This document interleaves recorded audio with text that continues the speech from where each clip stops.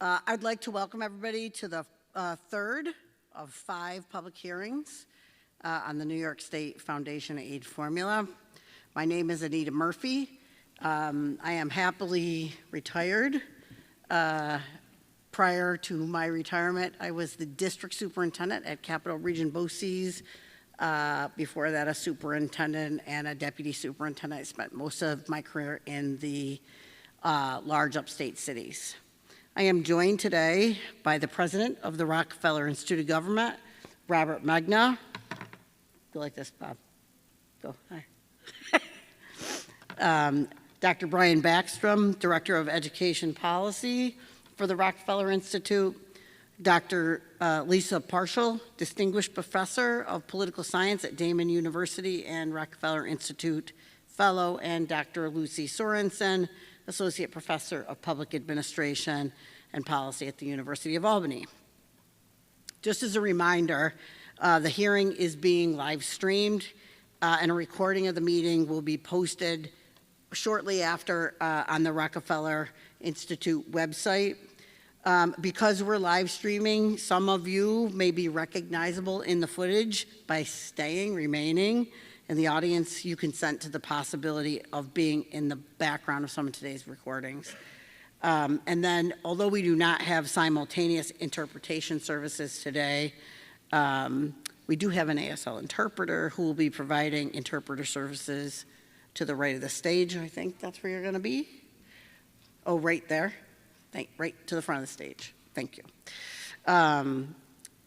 But if, when we're done, this will be translated into multiple languages and posted on the Rockefeller Institute website.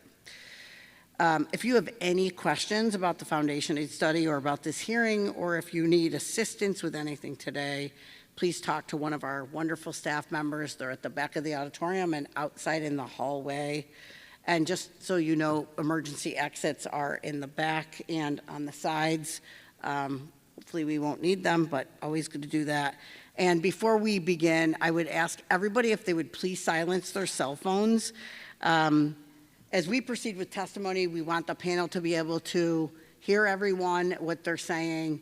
And so if we silence our cell phones, that's very, very helpful. If you have to have a conversation or make a phone call, please feel free to get up and go into the back hallway.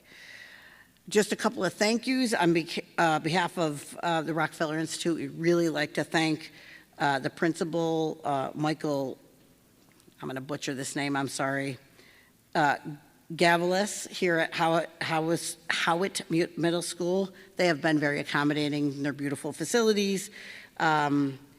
And all of his staff who have helped throughout the process of getting this hearing going. Thank you all for being incredibly gracious hosts and for your wonderful hospitality. So some background and context, I think that is important. The purpose today is to hear voices of the New York State education community on the Foundation Aid formula. New York State's budget, 24-25 budget, called for the Rockefeller Institute to conduct a study of and look at how the Foundation Aid formula could be potentially modified after understanding how it works. And Bob's going to talk a little bit about that. As a part of the study, researchers at the Rockefeller Institute are collecting feedback from the public across New York State, and through online written comment and both in person and online. I'm going to just, if people want to submit written comment, it's actually very helpful to the Rockefeller Institute, and there's a link to right where you can upload written comments or testimony, and I would encourage you to do that. From the first part, from 2 o'clock till 4:15, there are invited speakers who are going to be given 6 minutes to provide testimony just for the speakers, so that you know. There's a clock right here. I will stop you after 6 minutes. I will apologize in advance, not being rude, but we want to give everybody a chance to speak. I will ask the panel if there are any questions. This is not a back and forth. They are here to listen. If there are no questions, and generally we don't have, those questions would just be clarifying questions, we will ask you to leave and I will call up the next speaker. And then feedback from both portions of the hearings are going to be incorporated into the Foundation Aid study and used to inform the Institute's final report on the findings and the discussion of policy options, which is due to the legislature December 1st. So I'm going to turn it over to Bob Megna, who can talk about this more. Thank you. Bob? Thanks, Anita. Well, I think Anita hit most of the important points. Again, legislation was passed with this year's budget that called for this study to be done by December 1st. It called for us to have at least 3 public hearings. We're having 5 of them. This is the 3rd one. I want to reiterate what a great job the folks at Farmingdale District have done for us. I want to thank the superintendent and the principal of the middle school. This has been great. I want to thank all of you for coming out. I think it's been important for us to hear directly from folks on what they're thinking about the Foundation Aid formula and how it could be changed or made better in a substantive way. The other thing I would like to reiterate, I think Anita hit on it, but I'd like to touch on it again. This is not the only way to communicate with us. We've been trying to talk to all of the main kind of groups concerned with education aid, from the superintendents to the parents to the folks who are interested in school finance from an academic perspective. So again, we are open to conversations and we encourage folks to contact us directly or to contact us through the Rockefeller website to provide information that we could use as part of this process to come up with a report by December 1st. It is, I think, I try not to say this too often, but the deadline is ridiculous, and so we are accommodating that deadline and doing the best we can to hear from as many voices as we can over that. So you don't want to hear from me anymore, so we want to hear from you. So I think folks, the rest of the panel can say hi to folks, and I think we should get started and see if we can get through this. Hi, I'm Brian Backstrom, Director of Education Policy Studies for the Rockefeller Institute of Government. And again, our thanks for having you all here. Good afternoon, everyone. My name is Dr. Lissa Partial. I am a Distinguished Professor of Political Science at Damon University, which is in Amherst out in Western New York, and I am a fellow at the Rockefeller Institute of Government. Hello, everyone. My name is Lucy Sorensen. I'm an associate professor at University at Albany State University of New York, and I do education, finance, and policy research, and thank you all for coming out today. Thank you, everybody.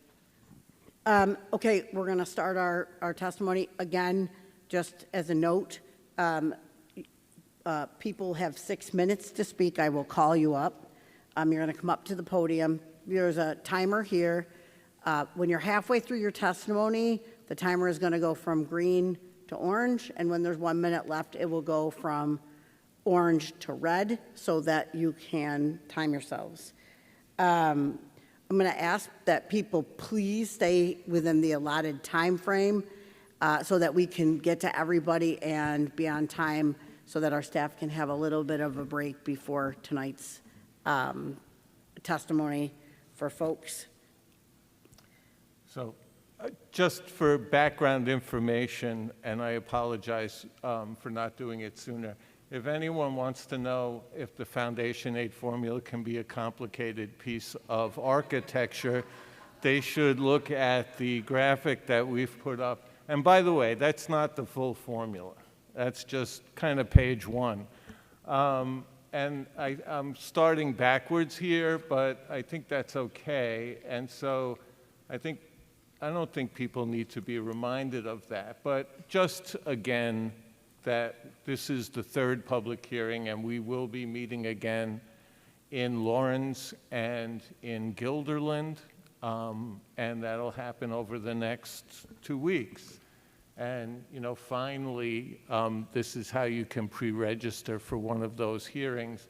But again, what I would say is, we are available, I think, pretty much on demand to meet with folks who have an interest in this important area. So again, sorry, Anita, but wanted. No problem, Bob. Thank you.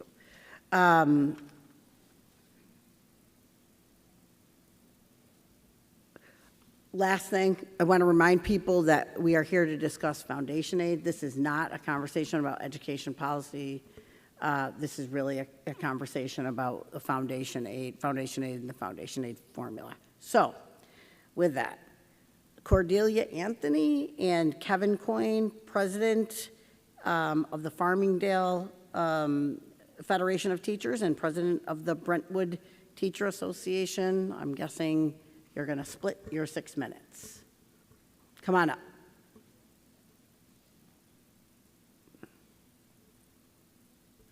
Right here.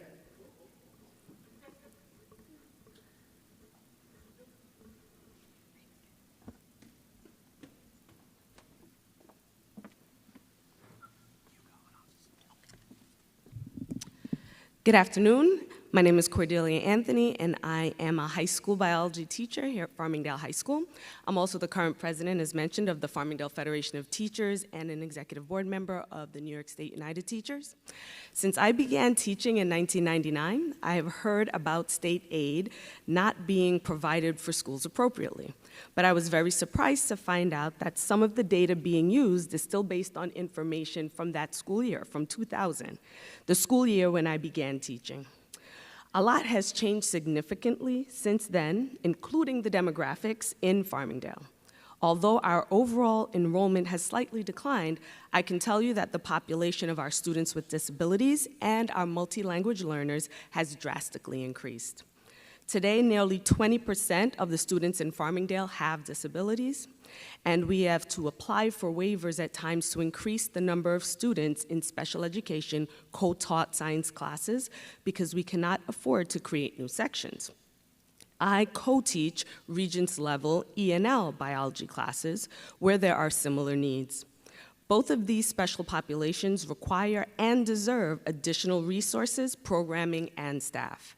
Instead, due to limited resources, we often see increases in class sizes, which we know make it harder for our devoted teachers to provide individualized support.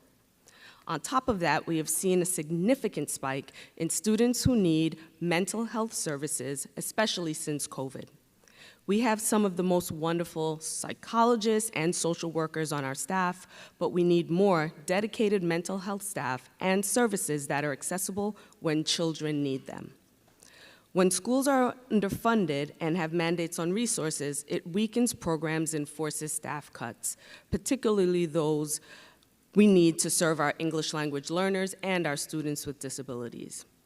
In Farmingdale, we have had staff retire that are not always replaced because of those cuts.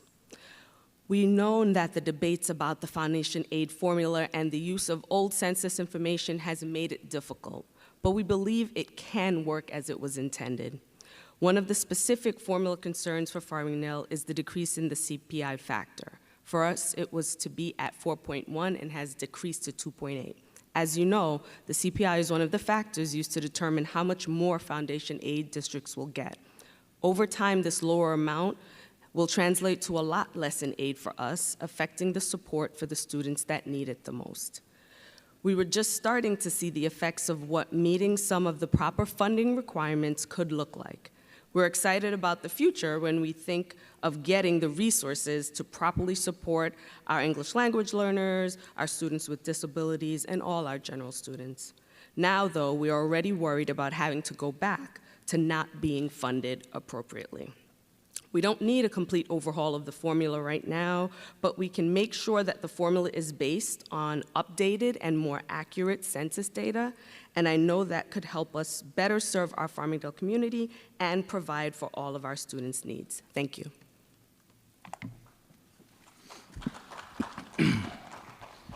Good afternoon, and thank you for the time to speak with you today. My name is Kevin Coyne, and I've been a middle school teacher at Brentwood Union Free School District for the last 28 years. I'm proud to be the president of the Teachers Association and a member also of the New York State United Teachers Executive Committee. Brentwood is one of the largest suburban school districts in New York State, only rivaled in size and student enrollment by the Big Five, educating nearly 18,000 students daily. We are a proud and diverse community that lives and breathes almost every issue you see on the news, including economic disadvantages, immigration, poverty, and homelessness. In communities like Brentwood, schools are the central hub. We provide all the services normally associated with schools, but our community needs drive us to go above and beyond, often without the financial resources to do so. Our schools are family centers with pantries for food and clothing, counselors to provide with housing, jobs, and connections that will assimilate families into our school community. These expenses, on top of the rising costs of educating students, place an enormous financial burden on our school community that can only be met by a foundation aid formula that accounts for our special needs. Districts like Brentwood are heavily dependent on foundation aid to help fill the gaps when title funding, immigration funding, and grant monies fall short. 78% of our annual budget is based on foundation aid.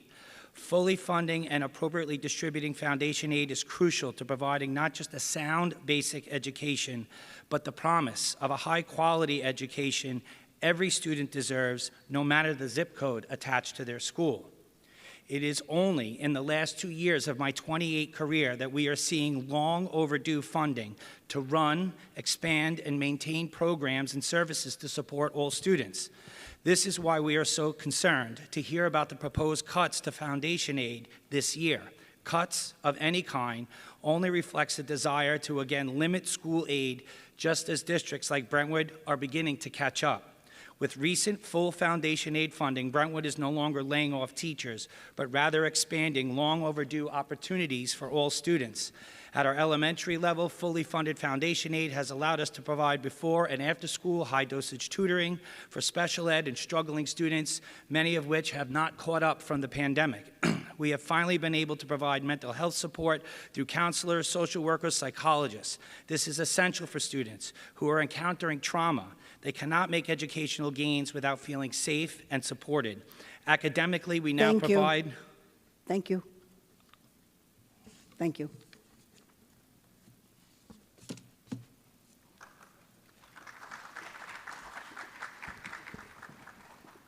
Lars Clemensen, Lars is the superintendent, but he is also here representing the New York State Council of School Superintendents as the board president and the newly elected board president, right? Yes. Yep. Lars? Good afternoon. Thank you for the chance to participate in the Rockefeller Institute's work on the foundation aid formula. As Anita said, my name is Lars Clemensen, and I serve as the superintendent of schools in Hampton Bays, which is on the east end of Long Island, and currently is the president of the New York State Council of School Superintendents. I've been in education for 22 years, and I'm currently in my 15th year as superintendent. Despite any nuances you may hear in your travels this summer, I'm most confident that you've heard some consistent themes. Most notably, that schools in 2024 look different than they did in the past. Today, I'd like to focus comments on 4 areas to color that in just a little bit. Number 1, our smaller population has been accompanied by a changing and more needy student demographic. Between the 2013-14 and 22-23 school years on Long Island, school-age enrollment declined 8%, or nearly 35,000 students. Yet the number of students who present with a need has increased. Over that same amount of time, the amount of English language learners has increased 55%, students with disabilities 10%, and those considered economically disadvantaged 19%.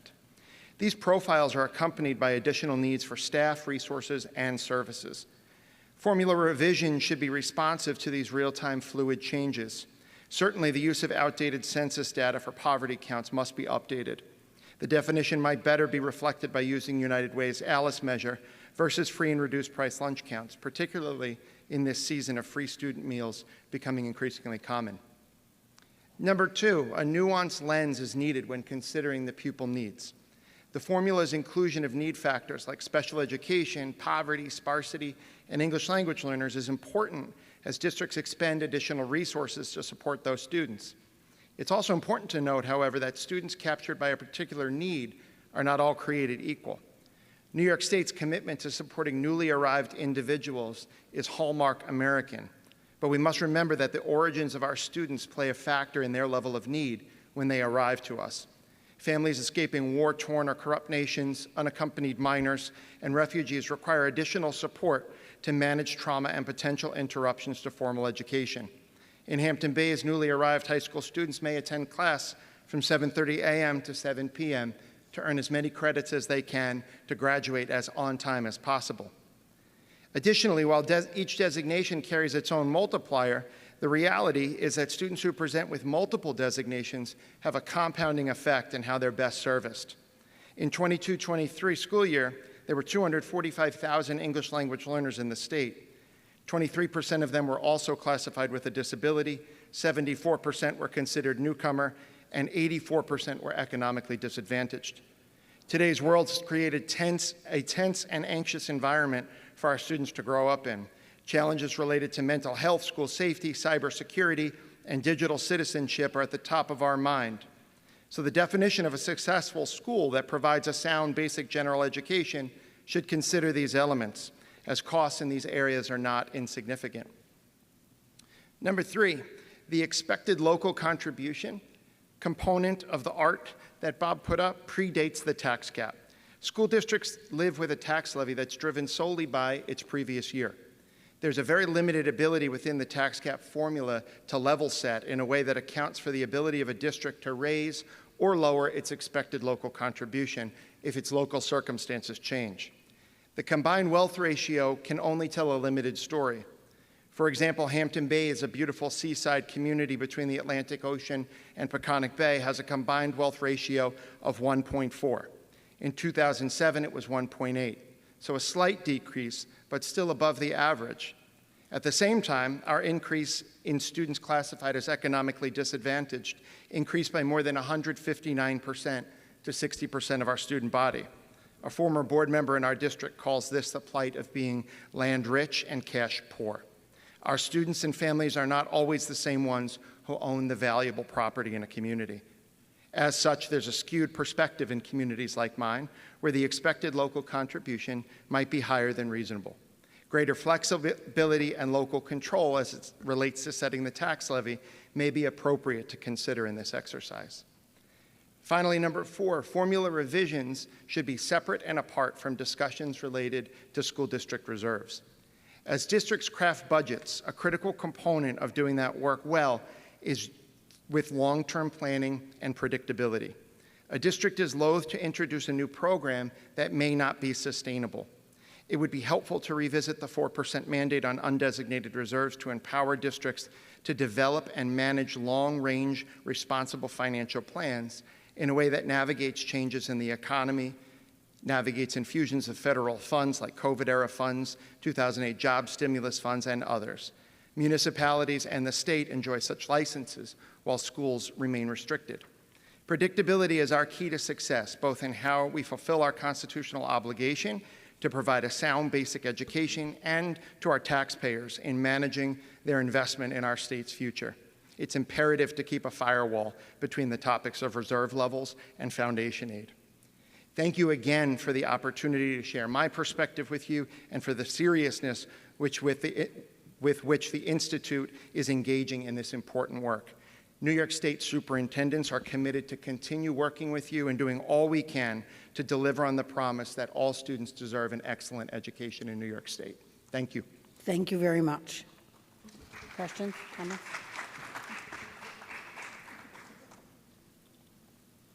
Aurelia Henriquez, Superintendent of Portchester Rye School District.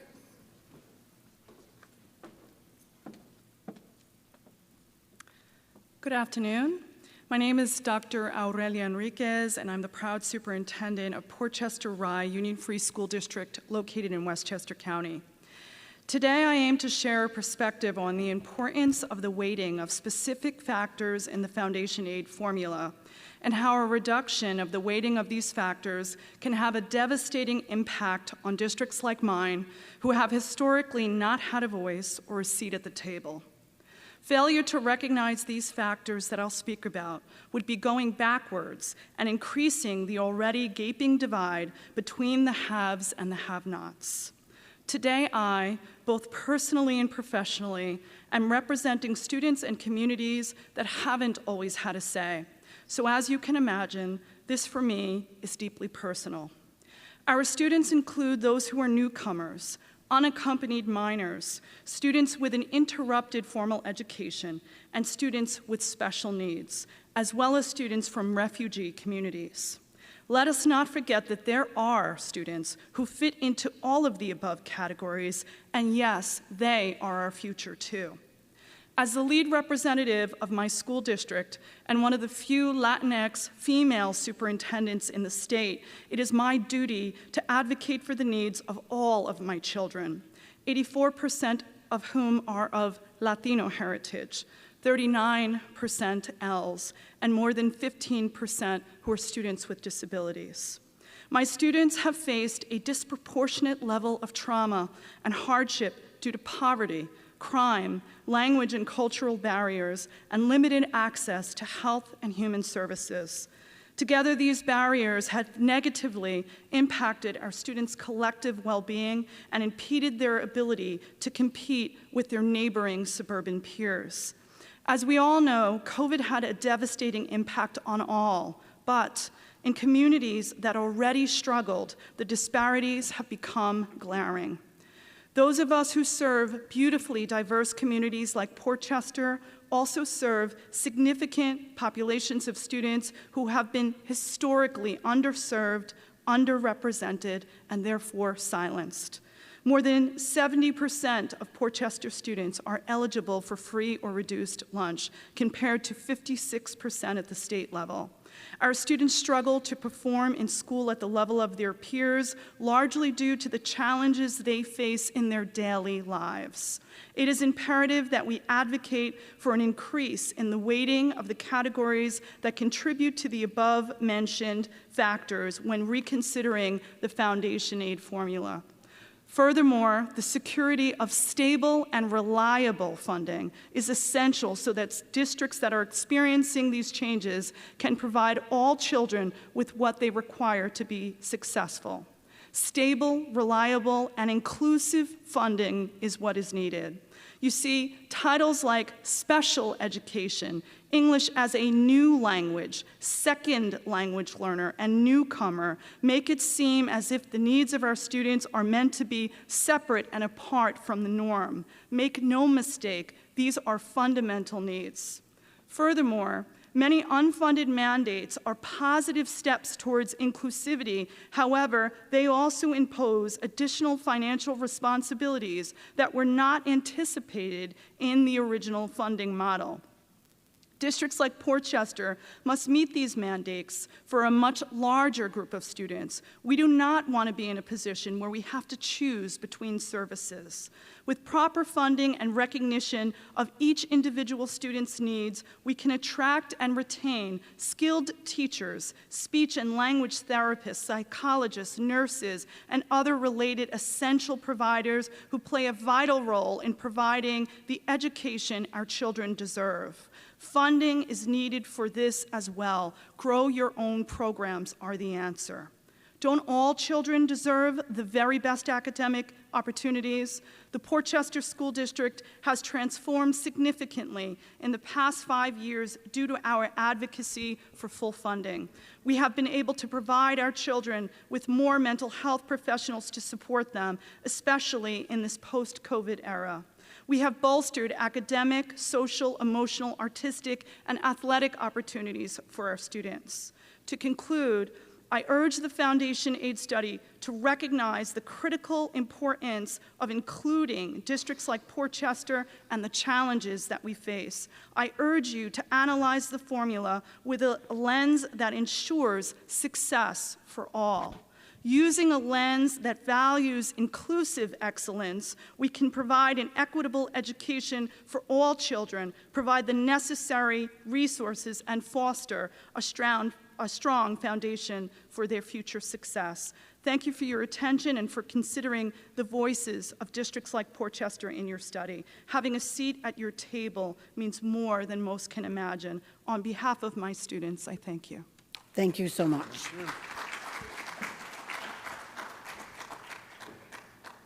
Kevin Scanlon, Superintendent, Three Village Central School District.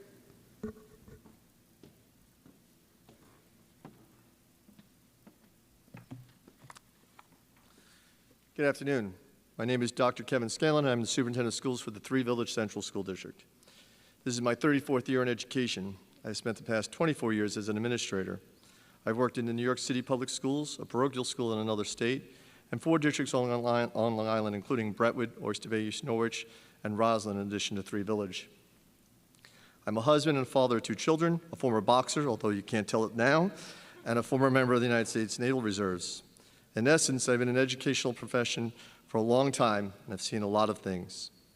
Thank you for providing the opportunity for school districts to provide feedback on the potential changes to the foundation aid formula. As a representative of one of the districts that was directly impacted by the proposed changes to the foundation aid formula in January 2024, we want to express our viewpoints on this matter so that those in a position to determine the changes can understand the impact of losing further aid would have on Three Village Central School District. To begin, we wish to acknowledge the necessity for full restoration of aid to all districts. Those districts that are finally receiving the aid that they so desperately need are well deserving of that aid. The proposal to change the foundation aid formula in January 2024 would have cut $8 million in aid to Three Village, with another $8 million reduction the following year. The adverse impact on the programs in Three Village would have been tremendous. We would have had to reduce in all areas, cut programs and resources, and increase class sizes. Over 100 administrators, faculty, and staff would have had to been accessed. We last saw this type of devastating loss in 2012. At that time, our state aid was reduced by more than $6 million per year due to the gap elimination adjustment, ERA, funds, and federal jobs money all being reduced. The tax cap prevented us from being able to recoup that loss of funding through our tax levy. As a result, we had to cut 150 administrators, faculty, and staff. At a minimum, if formula changes result in an aid reduction, the aid reduction will be should be an exclusion for the tax cap. Although one of the factors in calculating the change to the formula was declining enrollment, the determination for that factor was made over a 10-year period. During those 10 years, Three Village has changed dramatically. The poverty level has increased by over 500%. The ENL population has increased by over 50% and now represents over 29 languages. The percentage of SICE students has increased by 180%. While the percentage of special education students has remained approximately the same, the needs of those students has dramatically increased. During COVID, out of 200 newly registered students, 150 of those students came from New York City, 87 of whom were students with special needs. In the present school year, out of 339 kindergarten students, 37 will be placed in self-contained classrooms. The number of single-parent households is at its highest in our history. These changes have made a significant impact on the diversity and complexity of the student population of the district, and necessitated the creation of dynamic programs that will meet the needs of those learners. While we have seen a decline in students from 10 years ago, the last few years have been leveling off, and our budget is in line with the current enrollment. Over the last 10 years, we were able to increase our mental health supports for all students, create a new health program for all students, support our award-winning music, arts, and athletic departments, create an alternative education program, and continue to provide excellent programs for most of our special needs community, providing them an in-district education to flourish with their community peers. Any significant reduction in aid will severely impact these programs. Additionally, we would like to clarify the classification of Three Village as a high-wealth district. It should be understood that the majority of that wealth is concentrated in only a handful of households, specifically up along the waterfront of Long Island Sound. The vast majority of this district would not be counted as such, as it is not comprised of high wealth.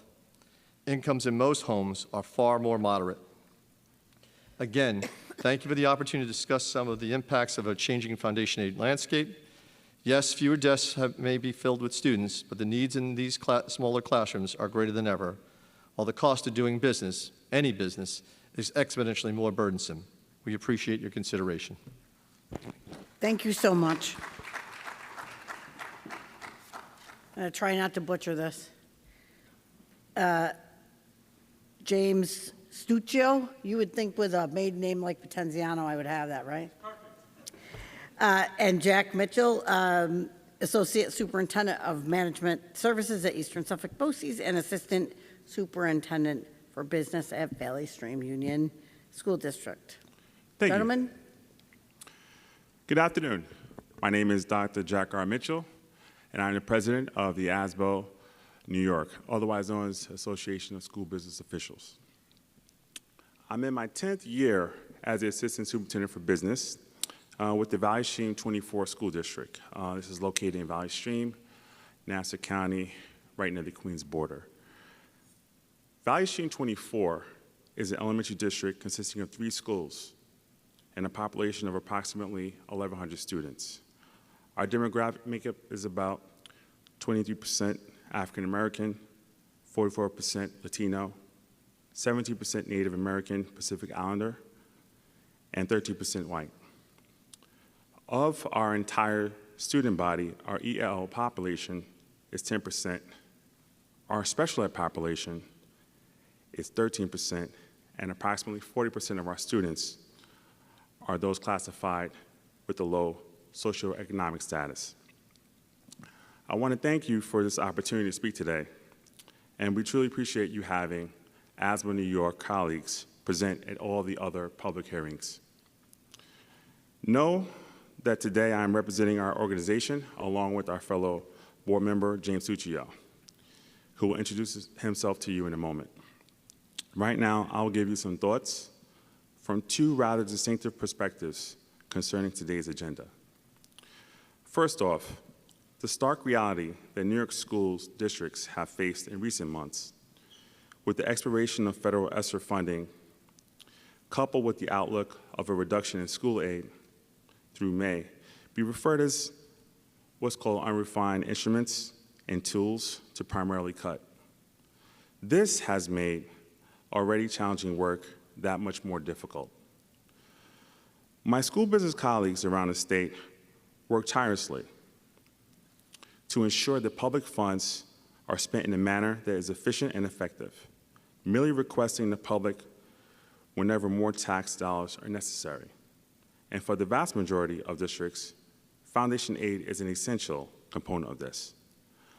Although districts like mine have seen slight increases in foundation aid in recent years, we certainly know that we were significantly below the phase-in level for most of the last decade and more. Having just now finally attained the full extent, the prospect of amending the formula significantly is quite concerning. It is vitally important that any changes proposed by the Institute and any adjustments included in the executive budget next year understand that this change doesn't happen overnight. Remember, a trivial number of districts have only just recently received the funding they deserve. As a district that received such funding, I can provide you with an example of how our funds were expended. Like many districts, we provided support for unachieving students, we addressed social and emotional health, and introduced a plethora of resources for disadvantaged students. However, our main priority area was students with disabilities. And over the past decade, this expense has increased 4-fold. So I only state all of this to say that getting the formula right will be critical for districts like mine and many others. And now I'd like to turn over to my fellow board member, James Stucchio. Thank you, Dr. Mitchell, and good afternoon. I'm James Stucchio, Associate Superintendent of Management Services at Eastern Suffolk BOCES and immediate past president of ASBO New York. Though it may sound like a contradiction, the higher wealth on Long Island actually creates greater challenges for our high-needs districts because their wealth metrics are propped up and they do not benefit. We understand that it is a difficult task to make a statewide formula work across so many diverse regions, but we ask that this review also look at the real needs of Long Island and not assume that because of the higher income and property wealth here, that state support is less important or not as necessary. For example, the Brentwood School District has the fifth highest number of economically disadvantaged students at 85.9% of their enrollment. And this uses a static federal guideline which is not adjusted. The Amity School District educates 71.6% economically disadvantaged students, 28th highest, but their CWR, combined wealth ratio, is almost the state's average, with 453 school districts classified as higher need.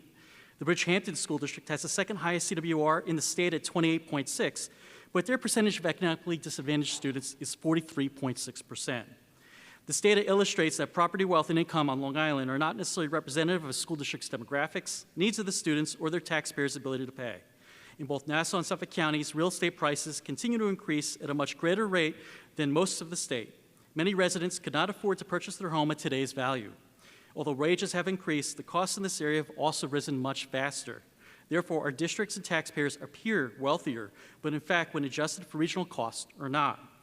To further highlight the impact of regional costs, Long Island ranks 47 out of 56, New York City excluded, for per pupil spending at $32,265.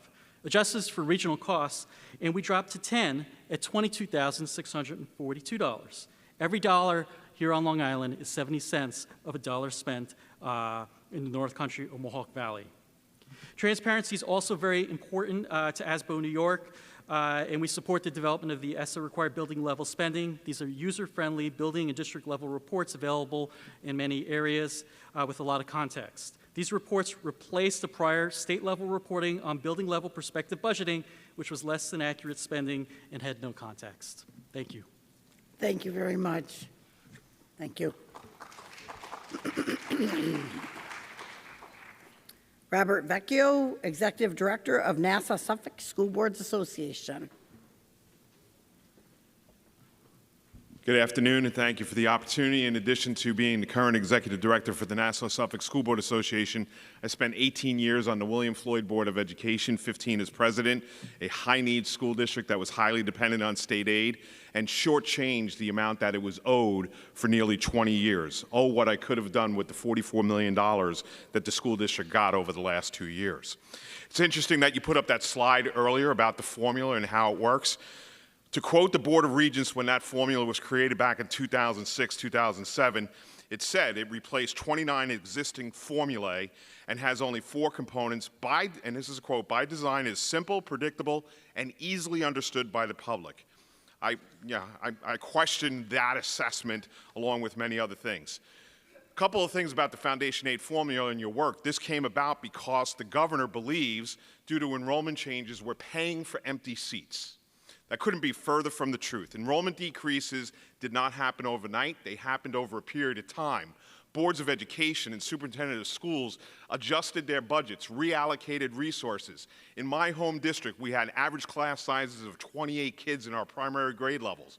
We were able to drop them down to 24 and 23. We added AP courses. We added other electives that we could not afford until we had those enrollment changes. We're not paying for empty seats, and it's an insult to hear that we are. Demographics on Long Island have changed. You've heard that over and over. 3 significant categories stand out for us. The mental health needs of our students today are like we have never seen before. And they were bad before the pandemic. The pandemic has exacerbated them. The mental health structure in which students can receive or seek out services has been decimated by the insurance company industry. So some will say it's not the school district's responsibility, but we are dealing with it every day. And you have heard time and time again how schools have invested resources for mental health services. We are calling for the recalibration of the base foundation amount, which currently sits at $8,040. I'm going to go through a couple categories, and I'm going to give you the dollar amount that we are advocating for it to be. Since 2016-17, mental health costs, and these are based off of the statewide financial data reports, and you're going to hear from Mr. Dragone at the very end, and he'll get into the specifics. But those costs have increased 37% since the last time this formula was recalibrated. School safety and security. If my superintendent of schools came up to me in 2005, 2006 and said, Bob, we need to fence in all of our campuses, put guard booths at every entrance, and we need security guards in our elementary school, I would have said to that superintendent, you have negatively impacted your year-end evaluation. Then Sandy Hook happened, and that's exactly what we did. Security costs, both for technology and staff, has increased over 60% over that same time period. Costs for technology in schools, mandates for computer-based testing, all the data that is kept on school infrastructure, cybersecurity. Have you checked out a cybersecurity insurance policy renewal lately? It's astronomical. Those costs have increased over 44%. Let's talk about unfunded and underfunded mandates. You've heard about the increase in ELL populations throughout the entire state of New York, and particularly on Long Island. Part 154 was a state education department mandate upon schools. Huge unfunded mandate that costed my one school district in this state $2.5 million to our local taxpayers. Save Harmless has been a big part of this conversation.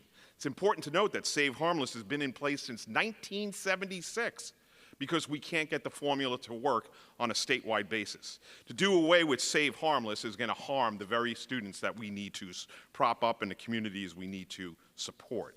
So we're asking for a recalibration of the base foundation aid amount. We believe, based on our cost study, and mainly from the gentleman you'll hear at the very end, that amount needs to be $11,367 per student, not the $8,040, just for the three categories that we highlighted in addition to many others. So if we want to talk about enrollment changes, that's a fair conversation, but you can't cherry pick what you want to change in the formula. You want to talk enrollment changes? Fine. We need to reestablish and recalibrate that base foundation aid amount. And we're calling for, if you have to do away with Save Harmless, which we're not, that you do it on a glide path basis. It can't be 1 year. We waited 20 years for the funding that we were constitutionally due.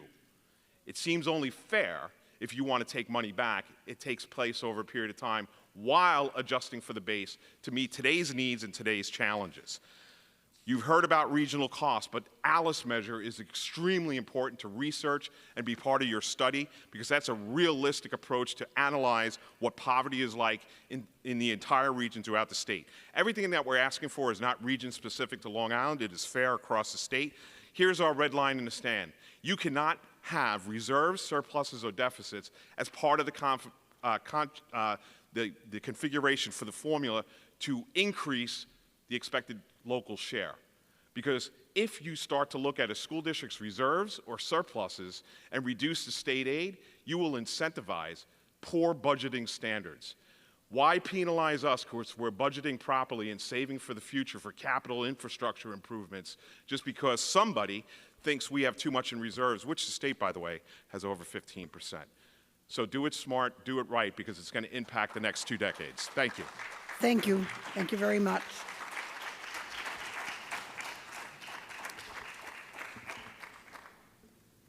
Laura Harding, President of Erase Racism. Good afternoon. I'm Laura Harding, President of Erase Racism, the regional civil rights organization based on Long Island that exposes and addresses the devastating impacts of historical and ongoing structural racism, particularly in public school education and housing.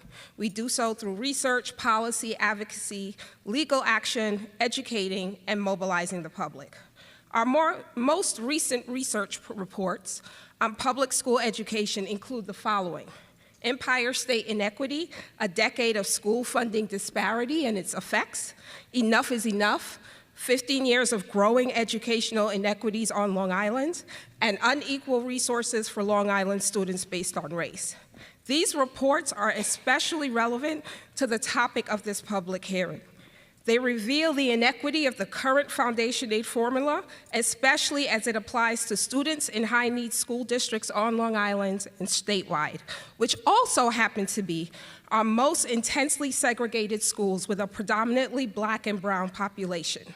The formula, as currently configured, fails to provide the educational services that students in high-need districts need and deserve. It therefore fails to fully fund the quality public school education that the New York State Constitution guarantees. Too often, in considering the foundation aid formula, policymakers are focusing on sustainability as if its purpose is primarily fiscal. Its purpose is rather to provide educational services for all of our students with a specific emphasis on equity with students with these services that students in high needs districts require, and that should be our touchstone moving forward. Students of color, immigrants, and English language learners and economically disadvantaged students will need more resources to succeed as they face more structural barriers. Erase Racism's 2022 report, Unequal Resources for Long Island Students Based on Race, revealed a number of stunning inequities to the current formula. It identified the 11 school districts on Long Island that were intensely segregated, 90 to 100% students of color, and found, among other inequities, the following. Intensely segregated districts have on average nearly $10,000 less in annual revenue per student. Intensely segregated districts have a higher number of students for every guidance counselor and social worker. So for example, there is one guidance counselor for about every 1,200 students in intensely segregated districts, compared to one for every 356 students in predominantly white districts. Intensely segregated districts have more than twice the number of high school students per AP courses, as compared to all districts with at least one high school. How can that possibly be an equitable education? The recently enacted New York State budget brought funding of foundation aid to its highest level ever, $24.9 million. Yet a review reveals that resulting increases in funding for Long Island's intensely segregated school districts are by no means dramatic, ranging from 0% to a little over 11%. In addition, we found that there are 36 intensely segregated school districts of color in 9 counties throughout 15 school districts in New York City, 11 on Long Island, and 5 in Westchester. Our Long Island school districts are Amityville, Brentwood, Central Islip, Elmont, Freeport, Hempstead, Roosevelt, Uniondale, Valley Stream, Westbury, and Wyandanch. Since the report was issued in April 2023 and following the release of the 2024 New York State budget, the number of intensely segregated districts have actually now increased on Long Island to 14, including Baldwin, Copeg, and Lawrence. As a result, what we find is that foundation aid in this new budget would not increase at all for one budget and only marginally less than 1% for 3. For 6 districts, the increases in foundation aid are slightly greater, and there are only 4 districts where it's greater than 7%. Furthermore, smaller and wealthier districts are receiving a higher percentage increase in foundation aid than intensely segregated districts with higher needs students. For example, when we look at Brentwood, with a student population that is 36% ELL, its foundation aid grew by 5.41% compared to the smaller, wealthier, and wider district of Belmore, which will see its foundation aid grow by 17.32%. As such, what we're saying is that the current formula allocates 65% more money to students in poverty, yet we know that low-income students need 100 to 200% more, and L students need 100 to 150 more. We also need you to change, instead of using this 10-year change that the governor made, go back to CPI. We have to end hold harmless and create opportunities for districts to actually share resources. We also need an ongoing commission to review foundation aid, and we need you to test out the formula. When you see that there's inequity like a Belmore and Brentwood, go back and change it so that it's more equitable.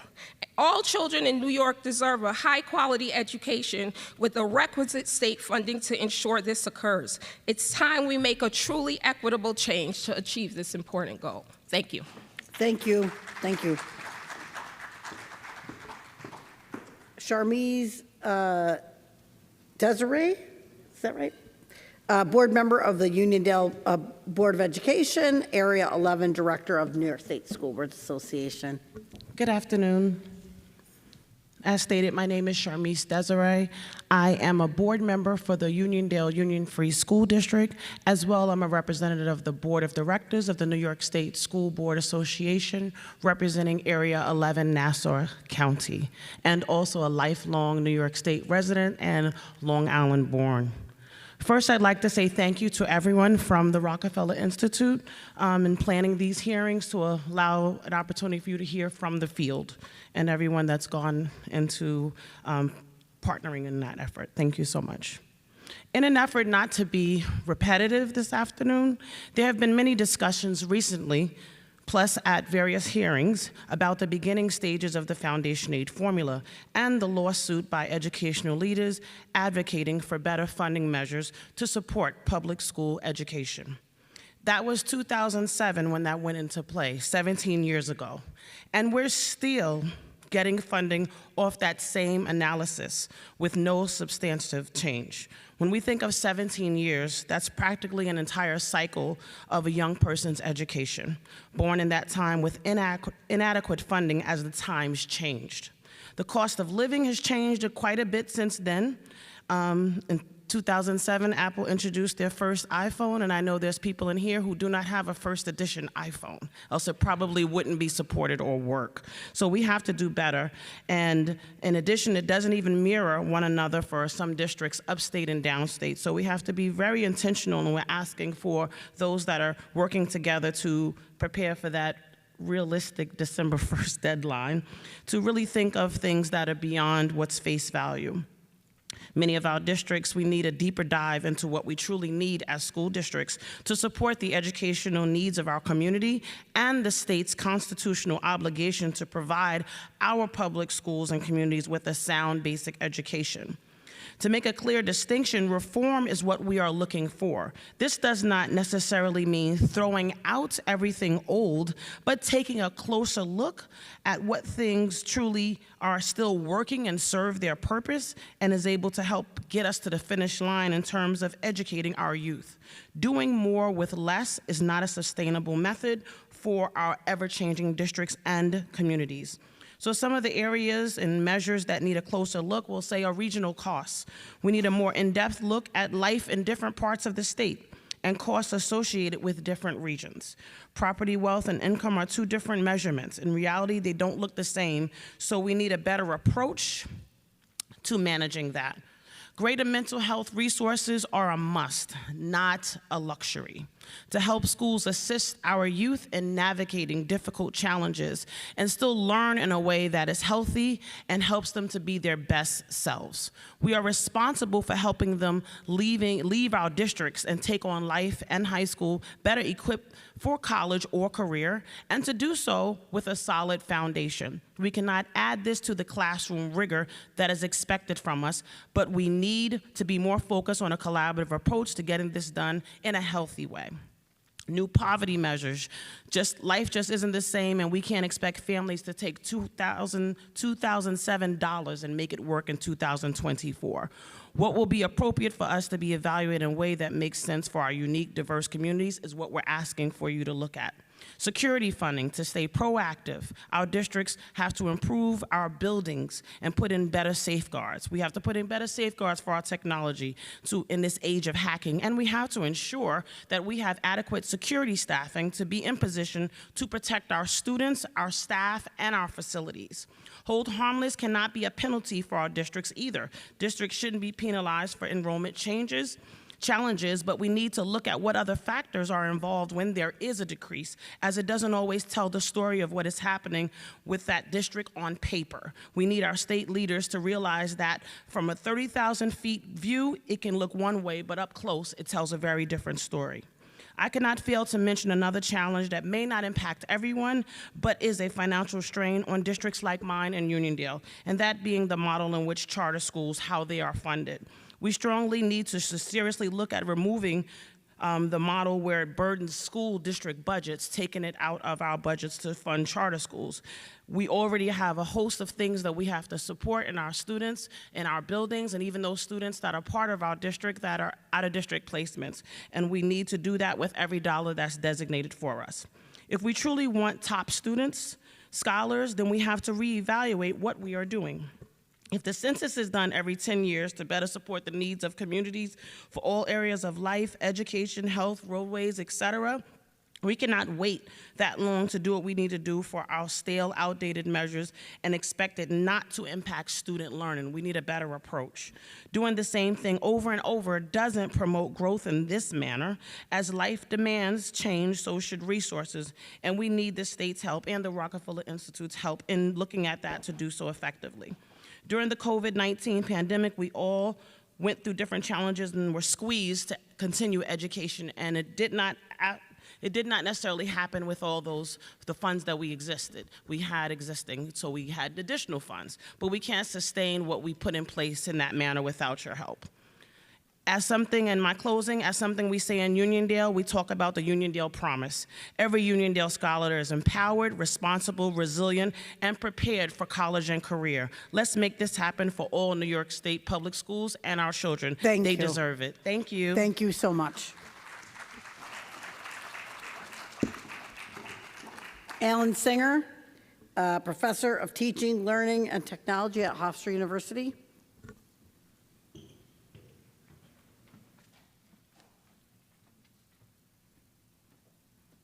Thank you.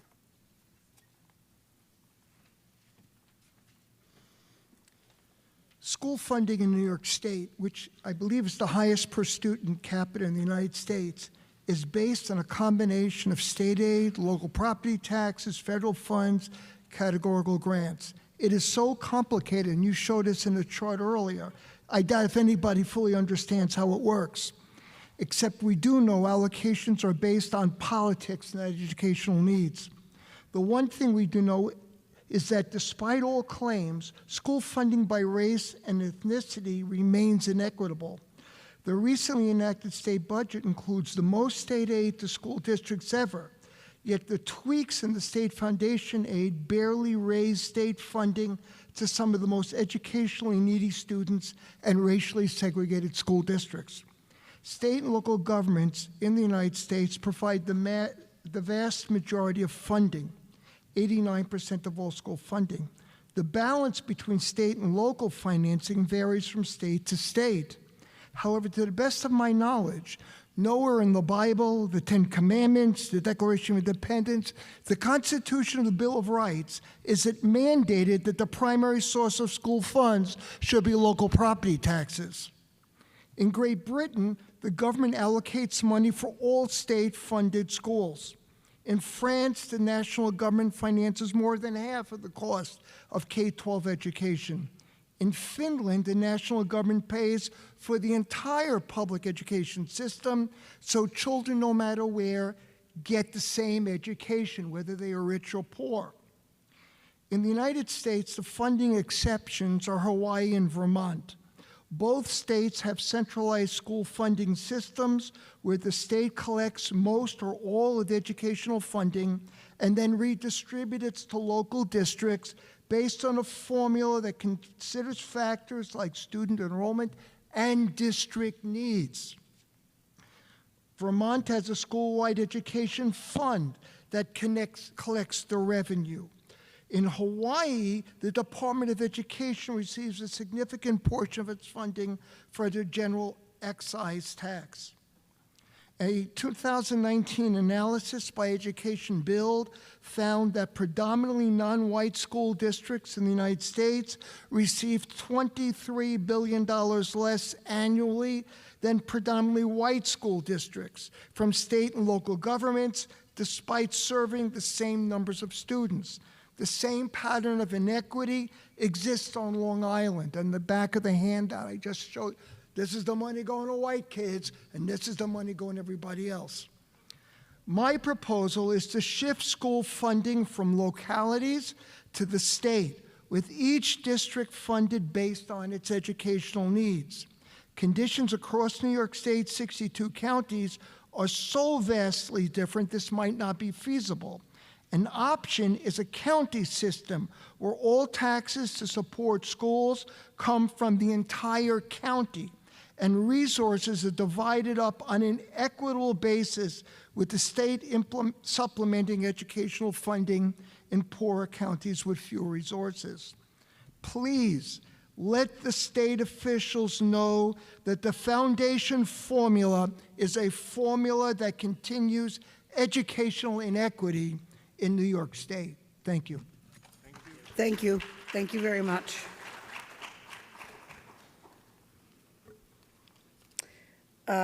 Lissa Zukoff, Special Education Specialist, New York State PTA.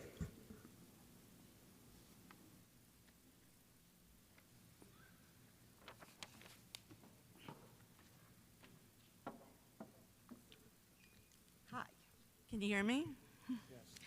I'm Lissa Zukoff, the special education specialist and a proud member of the Nassau Region PTA, Sanford Calhoun High School PTSA, Belmore Merrick SEPTA, Long Island Pride PTSA, and New York State Pride PTSA. I'm joined here today by a number of my colleagues from the New York State PTA from Nassau and Suffolk counties, including Vice President Joan Wabnick, Suffolk Region Director Wendy Natalone, Nassau Region Director Shari Beck, Field Support Coordinator Pat Acertato, Wellness Coordinator Patricia Jenko, Family Engagement Coordinator Megan Zarki, Juvenile Protection Specialist Namiko Suga, and Programs Coordinator Sarah Henris, and Environment Specialist Maria Sanders. Long Island is a special place in our state, and we are proud to represent the 69,906 PTA members in Nassau County and the 48,844 members in Suffolk. It is our mission to make every child's potential a reality and support every child with one voice. In Buffalo, our testimony focused on supporting student mental health. Today, we will focus on supporting students with disabilities in any updated formula we may work on together. In 2022, 884,147 New York State students received special education services in our school buildings. In 2007, the year Foundation Aid was enacted, 408,856 students were receiving special education services. Despite our student and population decline, our students with disabilities significantly increased. And New York State PTA is proud of our advocacy to increase supports, programs, and services in our school buildings, homes, and communities. Despite advances, districts still struggle with funding and meeting least restrictive environments for students under IDEA. Importantly, we must also support a free and appropriate public education till at least age 22. A recent ruling of the Second Circuit Court of Appeals requires public schools to provide special education services to students with disabilities until 22, unless they have attained a high school diploma. Currently, state law provides state funding to students only through the school year in which the student turns 21. We have submitted lengthy testimony, which includes a number of personal stories from my colleagues here today. I am thankful for their willingness to share their special education journey, and I would like to briefly share ours. When my oldest son was 18 months old, after a discussion with his pediatrician, I scheduled an evaluation with early intervention. I didn't expect it to be a big deal. After all, he was just a baby. The evaluator came in with a suitcase of toys and laid it on the floor. She opened it, took one out, and tried to engage him. He didn't pay any attention to her, but went to the suitcase, got inside, and started licking it. I glanced over at her and watched the pen fly over the forms, and that's when I realized I was in way over my head. As I'm sure you can imagine, many services were recommended. He attended a center-based preschool, required a one-to-one aide in elementary school, and had a plethora of services during his time in public school system. I also received parent training and frequent collaborative communication from school personnel. As he got older and the transition was upon us, we took advantage of Access VR and other resources available, all with support of our school. In time, that baby graduated high school with honors and is now attending college and is working a part-time job. Are there still plenty of bumps in the road? Yes, of course. But he is only on this path to success because of the incredible support and services he had available to him. To be clear, college is not the sign of success for every child. Our children are unique and diverse with many different strengths and needs, but no child's future should be decided when they are in kindergarten, and their opportunities cannot be limited due to lack of funding. Another one of my children was greatly impacted by COVID. Due to his disability, he was unable to learn virtually, and his mental health suffered as a result. He missed years of school, and it took much trial and error to find an appropriate placement. He won't graduate when expected, and will need special education services past his 18th birthday. But he will graduate, which we're not always sure would happen. This has been a difficult and emotional time for all of us, and without the access to services and supports from our district and their willingness to work with our private physicians and therapists, I don't know where he would be. We have a long way to go when it comes to supporting our students' mental health, and the cost for this cannot be borne solely by the schools. We are your average middle-class family. Like all New Yorkers, we depend on our amazing school personnel to help recognize red flags and to ensure that no learner falls through the cracks. The thought that any youngster in this great state would not have the chance to reach their true potential due to funding is terrifying. Many families face barriers to educational equity that I do not. And in order to best understand the needs of students, engagement with all caregivers is essential. We must level the playing field and ensure all families in all school districts have access to a free and appropriate public education. We thank you for your time and commitment to this work, as together we can make every child's potential a reality. Thank you so much.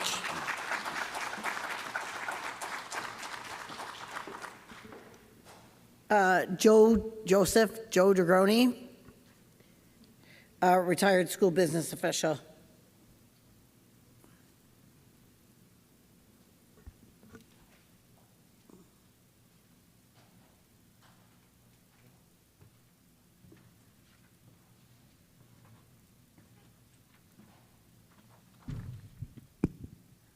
Thank you. My name is Joseph Dragone. I have recently retired as a school business official after 54 years in public education, and I thank you for the opportunity to speak today. In 1995, the Court of Appeals issued a landmark decision holding that the state constitution, quote, requires the state to offer all children the opportunity for a sound basic education, close quote. After several additional years of litigation by the Campaign for Fiscal Equity, the foundation aid formula was created on a statewide basis in 2007. There are two components to the formula, an adjusted base amount and a weighted pupil count. I want to focus my comments on the base amount, which was first determined following what was then called the Successful Schools Study.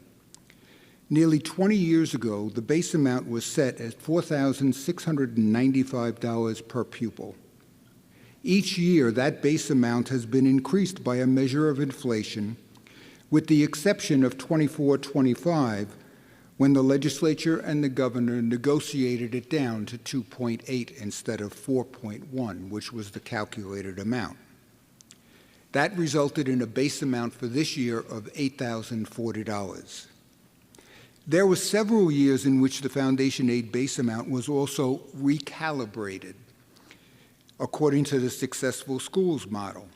The last full update happened in 2012-13.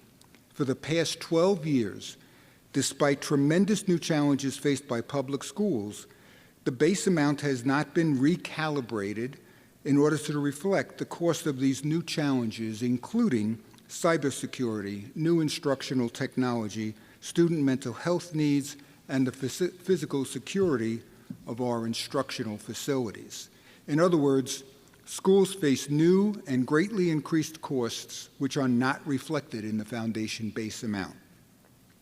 One of the problems with recalibrating the cost of successful schools is that the original criteria, some of them, are no longer applicable. For example, one criterion was a passing rate of 80% on certain student tests. The opt-out movement and the new scoring rubric using score points of 1 to 4 make that impossible to replicate. So with that in mind, I propose that we redefine a successful school to be one in which at least 90% of the students in a 4-year cohort graduate on time.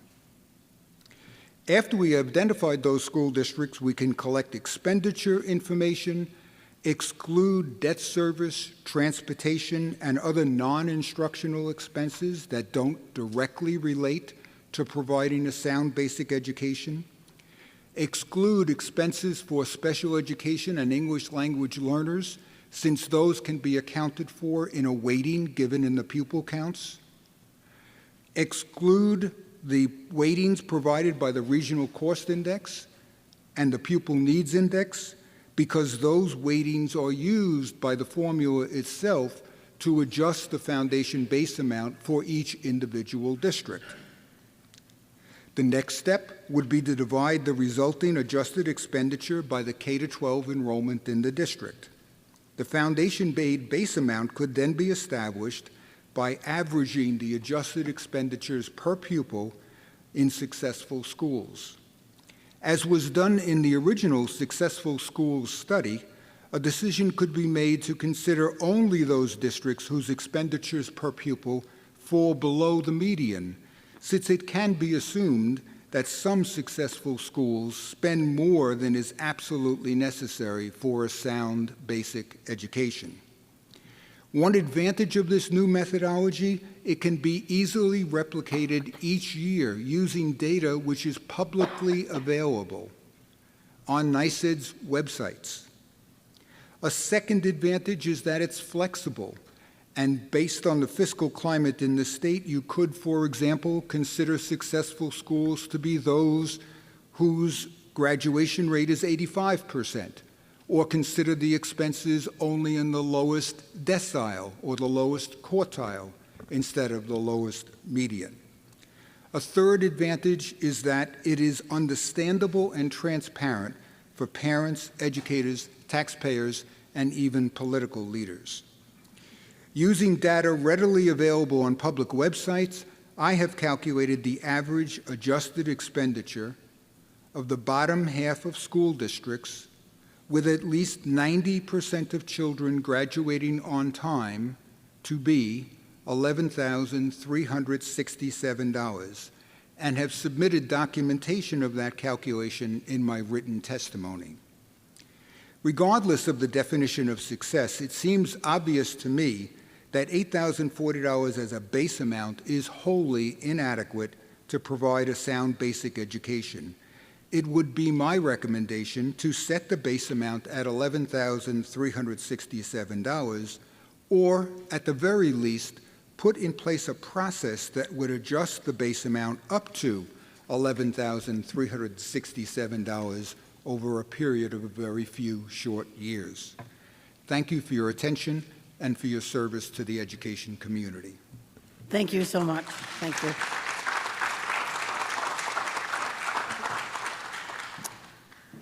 That concludes our invited speakers' testimony. I'm going to ask that when we are done, people leave the auditorium. Our next event starts at 5:30, where people from the public who have registered to speak will come and speak to us for 2 minutes. And we want to give our staff a time to get a break. So thank you again very much. We appreciate your time, attention, and for those of you who testified, thank you.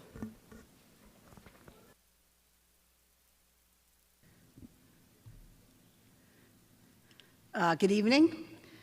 I would like to welcome everybody to the third of 5 public hearings on the New York State Foundation Aid formula. My name is Anita Murphy. I am retired superintendent and district superintendent of schools.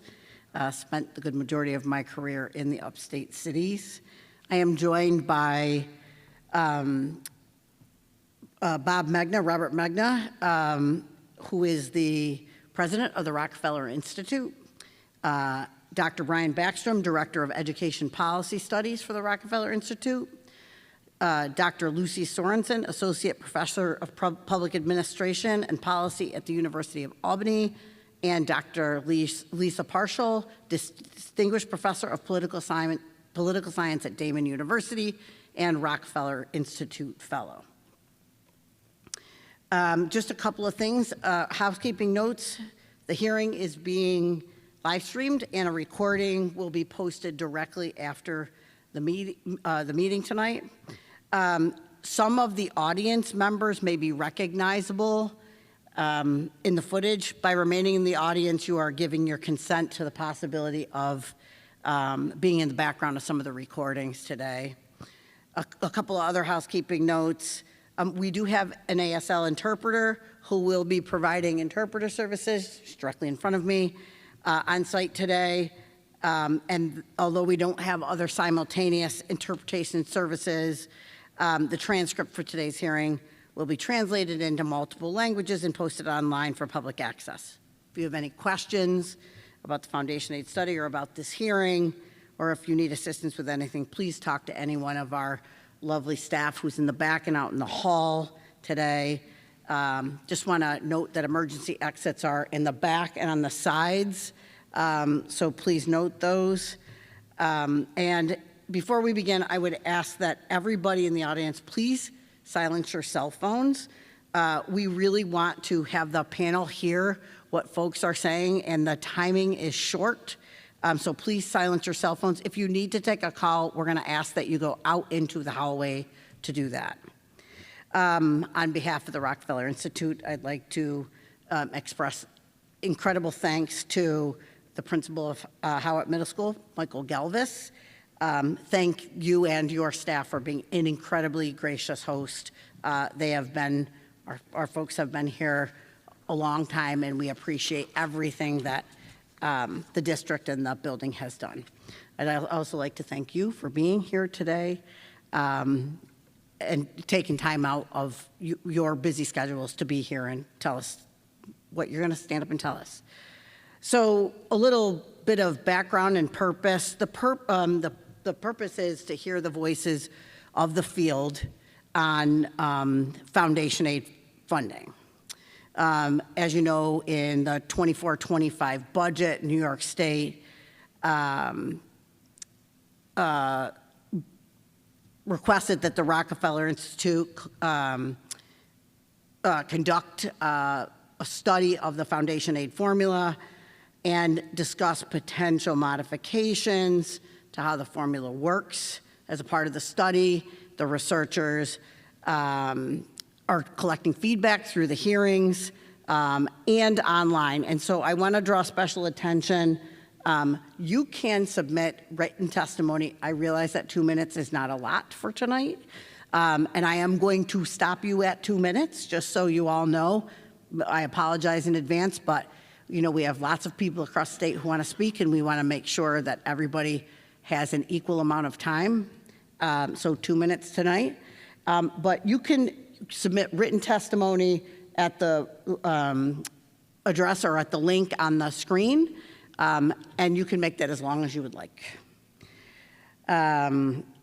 So everybody will, like I said, 2 minutes, and I'm asking, please stay within your allotted time frame when delivering remarks. We're going to have people, there's a clock right in front of you, and I'll talk about that a little bit more right before we start. And I'd like to turn it over now to Bob to talk about what's going on here tonight. Thank you. Again, I think we really want to get to you, so I'm going to be very brief. Again, I think Anita went over the basics. We have a legislative mandate to put a report before the governor and the legislature by December 1st. I think we have something here, and again, I think what Anita said is important to remember. Everything that you send to us, you know, will get compiled into a final report and be on our website at the Rockefeller Institute. And again, just to remind folks, this is the third of 5 public hearings that we're having. So we've been to Buffalo and New York City, and we will be Lawrence, which is in upstate New York near Cooperstown in a little while. And then finally in Albany, Guilderland is a school district right outside of the city of Albany. So that's our plan. And again, our time frame is short. So we want to hear from folks in this compressed time frame so that we can put something out by that December date. And again, this is not an eye test, but this is how the current formula works in short form. And so while I think in concept, it's fairly simple, in the reality of putting it together, it gets pretty complicated pretty quickly. And some of the terms in these boxes have not been updated in many years. And I think if anyone has heard any of the hearing from either of the other locations or today, they would be hearing that there are things in here that are ripe for change and should be re-looked at. So that's what we're trying to do. But tonight, we're here to hear from you. So I think we should get started Brian, Lisa, and Lucy can introduce themselves briefly. Hi, I'm Brian Backstrom. I'm the Director of Education Policy Studies at the Rockefeller Institute of Government. Good evening, everyone. I'm Dr. Lissa Zukoff. I'm a professor of political science at Damon University, which is in Amherst, out in Western New York. And I'm a fellow at Rockefeller specializing in local government. Hello, everyone. My name is Lucy Sorensen, and I'm at SUNY Albany. And just thank you all again for being here and for providing your comments. Thank you.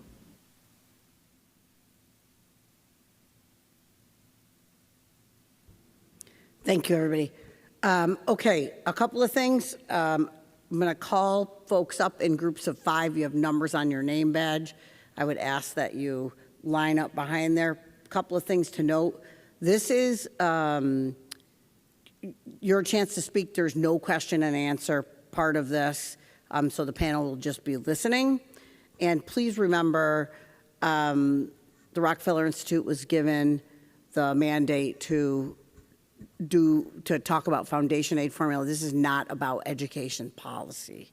So if speakers, when 1 to 5 come up, please. We're going to ask you to, one will step to the microphone. If you could let us know your name, who you are, and where you're from, that would be very much appreciated. Good evening. My name is Ryan Ruff. I'm the proud Assistant Superintendent for Business in the Massapequa Union Free School District. I've worked in school finance for 23 years and have spent a great deal of time analyzing the state aid formulas. In Massapequa, we have the honor of providing education to 6,476 students. Thank you for the opportunity to share these thoughts with you. Since the 2012-13 school year, when the foundation aid base amount was recalibrated according to the Successful Schools model, costs for school districts in 3 areas have significantly increased. In Massapequa, our current annual cybersecurity costs are estimated at $1.9 million. This is significantly higher when compared to 12-13 school year. Costs associated with mental health has increased by $2.7 million since 12-13. And over the past 12 years, Massapequa has invested over $11 million in security initiatives that include security guards, door access systems, security vestibules, cameras, video surveillance, 24/7 command center, as well as a unified emergency communication system. I stress the importance of understanding these factors in the context of creating budgets that comply within the state tax levy limit, and while inflation has increased a high of 8% in '22 and is still greater than 2%. All school districts are working hard to manage these costs.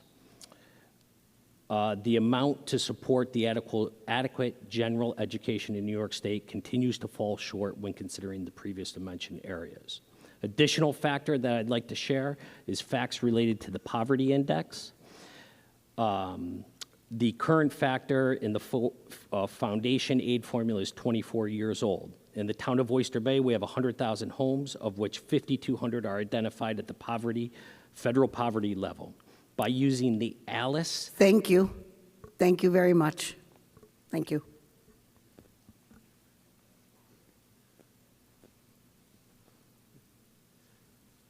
Good afternoon. My name is Michael Motisi, and I am the business official for the Farmingdale School District and president of the Nassau County chapter of the State Association of School Business Officials, commonly referred to as NASBO. I'm here today to speak on behalf of our NASBO member districts. The following statement is a summation of a recent poll we took of these districts, asking what is most important to them when it comes to the foundation aid formula.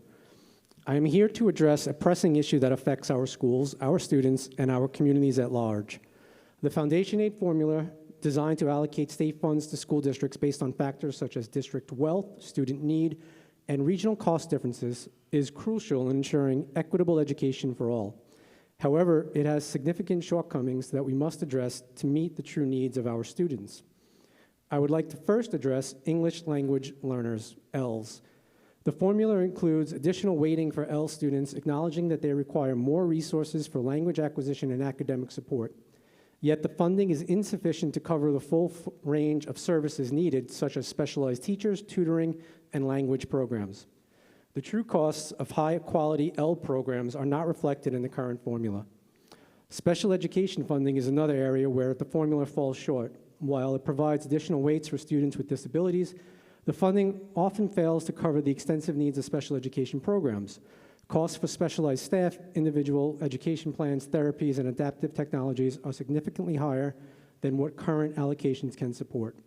Furthermore, the increasing enrollment of students with disabilities and the sudden rise in 504 plans have put additional strain on our resources, leaving general education programs to suffer as we struggle to meet mandated services.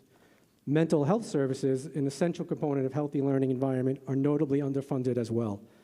The formula lacks a dedicated component for mental health services, despite the growing need for counselors, psychologists, social workers, behavior specialists, and mental health programs. Thank you very much. Thank you. Again, I'm going to ask folks if they would keep it to 2 minutes, please. I realize that time is short, but we want to make sure that it's fair across the state and that people have the chance to speak. Thank you. Go ahead. Good evening. My name is Dr. Theodore Fulton, Superintendent of the Hicksville Public Schools. The definition and costs of a sound basic education have evolved dramatically, influenced by school safety needs, post-COVID-19 pandemic student needs, student initiatives, instructional technology, and inflation. Recent public statements and political proposals tying funding to student enrollment oversimplify a complex issue and a disservice to educators statewide. Our schools have faced significant increases in expenses in several areas, including security measures that have become more comprehensive, facilities hardening, expanded security staffing, and consulting becoming annual expenditures. Costs related to new and evolving cybersecurity challenges and instructional technology increase daily. Districts like my own are seeing enrollment increases with incoming student populations whose educational needs require an intense and increased allocation of funding each budget cycle. We need to recalibrate the foundation aid base amount to reflect the actual cost of educating today's students utilizing accurate and updated data. The base amount, last calibrated in 2016-17, fails to account for the dynamic and changing student profiles enrolled in our districts. I asked the new formula focus solely on expenditures related to student instruction and exclude costs like transportation, debt service, and capital projects. The new formula should also appropriately weight pupils with special education, language needs, and socioeconomic status using data already collected by New York State Education Department annually. Thank you very much, and have a good evening. Thank you. Thank you. Hello, my name is Tim Lauby, Eastport South Manor Schools. I'm the Assistant Superintendent for Business. Eastport South Manor Schools applauds the district's effort, the state's effort to modernize the foundation aid formula. Yet despite our support for this long overdue effort, we at ESM are very concerned with the changes that could severely decrease foundation aid that we receive. Foundation aid represents about 20% of our revenues. During the budget process for the 24-25 school year, Governor Hochul proposed eliminating hold harmless completely at one point, which would be nearly $1 million of our revenues. That reduction would have been nothing short of a devastating blow to ESM. We understand the main reason for the reduction. We're not going to pay for empty seats anymore, and our enrollment has dropped. Less students equals less state aid, if it were only that simple. However, despite decreased enrollment, ESM expenditures have continued to rise. ESM has eliminated teaching positions due to lower enrollment when it could in an effort to reduce cost. But the cost for many other parts of our budget continue to significantly outpace our other revenues. Will an updated formula address dramatic increases to the price of student well-being and mental health? Will address health insurance skyrocketing, property insurance skyrocketing, state-mandated retirement costs for TRS and ERS, which keep climbing, developing a fast-growing ELL program, special education needs, and securing our campus, most importantly, securing our campus, which wasn't a factor 20 years ago. It's something we spend a great deal of money on today. These costs have all skyrocketed in the past 10 years. Additionally, if the formula was to be updated, our hope is that the state would also review how it pays pilot money to school districts who have pine barrens in their district. That's half of my district. 50% is state-preserved lands that nobody can build on, we can't derive taxes on. It's unrecognized revenue that we get a minuscule amount from the state. It's never changed in 20 years. We at Eastport understand the need to update the foundation aid formula. However, an updated formula must create budget stability, budget predictability, and must take into consideration the high cost of living and the high cost to run a school district on Long Island. Thank you. Thank you. Before you go, can I have speakers 6 to 10 line up? And again, if you have written testimony, feel free to upload that testimony to the Rockefeller Institute website that's on the behind me on the screen. Thank you. Hi, good afternoon or good evening. Today's invited speakers brought up many critical points where I'm not going to repeat or try not to repeat a lot of them. They truly apply across the Long Island. As a parent of 2 public school children and a trustee on the William Floyd Board of Education, the difficulty in educating students without adequate funding has become abundantly clear. Technical difficulties. Apologies. As you're aware, Foundation Aid was created to equalize the educational opportunities across K-12 landscape in the state of New York, and finally, last year, New York State fully funded it. From the inception of the Foundation Aid in 2007 until 2023, high-needs, low-wealth districts, including my home school of William Floyd, were robbed hundreds of millions of dollars, and the only ones who suffered were the students, the exact ones that were supposed to help, and the ones that we are legally obligated to help. If you think about our duty as Board of Education trustees, school district administrators, teachers, and support staff who are entrusted to provide our students with an opportunity for a sound basic education, our primary partner, New York State, has made it almost impossible to do so. For William Floyd, continued underfunded Foundation Aid allocations of over $350 million over 16 years, massive gap elimination adjustments of over $38 million, and continued onslaught of unfunded mandates made delivering that sound basic education an onerous task. Through efforts and a collaboration of our residents by approving budgets, our staff by negotiating fiscally responsible contracts, by our local legislators who support us because they see everything that we can do, and they believe in our students. Despite all of these past failures of New York State funding the school, we've been able to accomplish a great academic opportunity for our children. So no matter what's done to recalibrate the Foundation Aid formula, please recognize the multi-generational impact that your decisions may hold. Thank you very much. Thank you.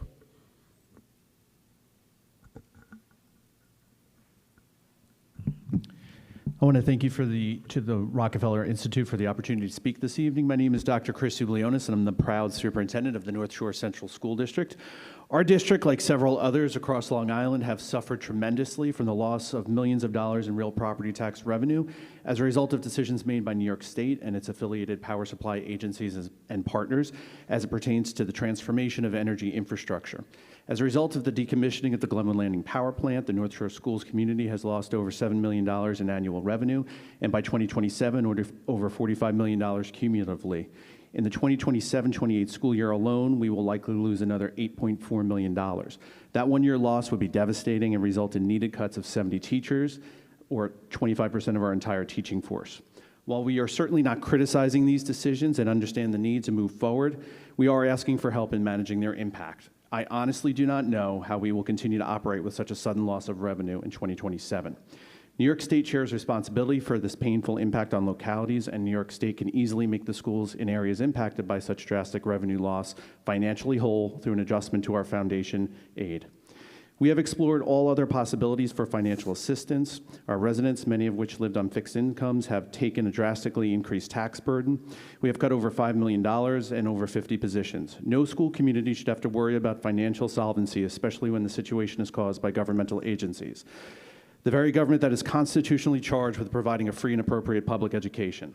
Please consider school districts impacted by major revenue loss as a result of state-sanctioned changes to energy infrastructure in your Foundation Aid recommendations. Our communities have paid the environmental price for generations to power Long Island and New York. It is tragic to think that our students will now also have to pay an educational price.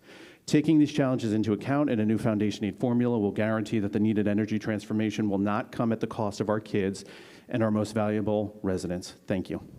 Thank you very much. Good evening. My name is Maria Rihanna. I'm the superintendent of the Glen Cove City Schools. Any formula must begin with an appropriate, realistic, standard amount per pupil for all districts. The new Foundation Aid formula base amount must be updated to reflect the current realities of the investments schools are making to meet the needs of a basic education. We must also understand the nuances of our student groups and support and fund them appropriately.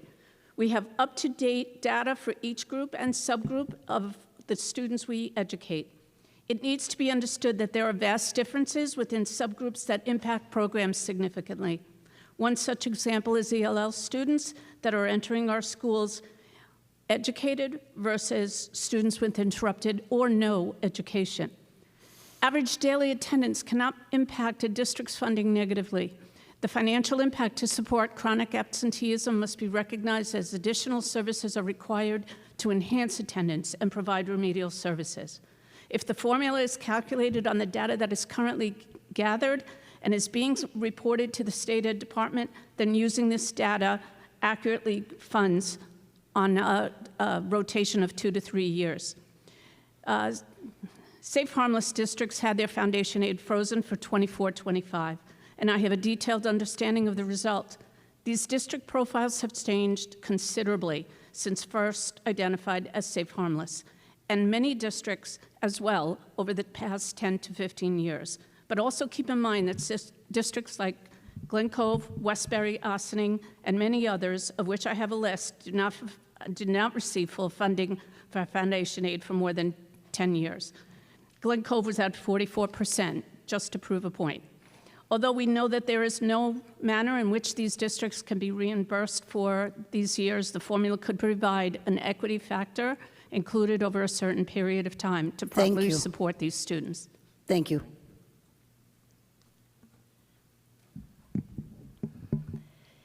It is our duty to ensure educational opportunities are based on need, not zip code or topography. My name is Lisa Milady. As an elementary counselor in a high-needs district, I see an increasing number of students entering without prerequisite skills. Academic intervention designed for groups of 5 swells to 10 or more. We need more teachers for remediation. As an author, I once visited a wealthier school with a STEM room which included a dedicated teacher providing weekly enrichment activities for every K-5 class. Here is where the disparity begins. As a Mercy University professor, I witnessed the gap of preparedness within college freshmen. Wealthier districts have funds to provide advanced or dual enrollment classes. Rural or economically disadvantaged districts cannot provide the same rigor. These freshmen need to take prerequisite non-credit courses before beginning college-level work, classes that cannot be paid for with tuition assistance. Lower income students are paying out of pocket for what they should have been given in high school. With universal FAFSA passed to assist our students, we need to level the playing field with access to rigor. As president of the New York State School Counselors Association, I am working with school, social workers, psychologists, and nurses to make clear the purpose and necessity of every school having a collective care team. Our work is specialized. To wholly meet the students' mental health needs, districts need funding to hire the full team. In conclusion, the foundation aid formula needs to ensure that there are teachers, enough teachers, to teach fundamental skills and rigor. We need funds to establish a collective care team in all schools to address the mental health needs of students and families. We have a moral obligation to look beyond the constituencies of money and recognize the disparities in order to regulate funding based on need and ensure equal opportunity for all New York State students. Thank you. Again, I just want to remind folks, because I know that time is limited, that all of the written material that you submit to the website will end up on our website and as part of the final report that we release. Great. Thank you. Thank you for the opportunity to speak about this vital issue. I'm Tina Posterly, a former Long Beach Public Schools Board of Education president and city council member. I'm now running for New York State Assembly in District 20. This past year, our district, like many others, was caught off guard by proposed cuts to our foundation aid that would have severely impacted our budget and upended our programs and services that we provide to our students. And its uncertainty for the future is causing a hard look at reconfiguring our school building structure and usage. I'm extremely grateful the proposed cuts were restored and that the state is evaluating this formula going forward. I want to stress the need for a funding formula that goes beyond property values within a community and that ensures that schools, regardless of their geographic location or overall socioeconomic status, receive fair and adequate funding. A formula that takes a hard look at the full dynamic in our districts of students from low-income families, English language learners, and students with disabilities.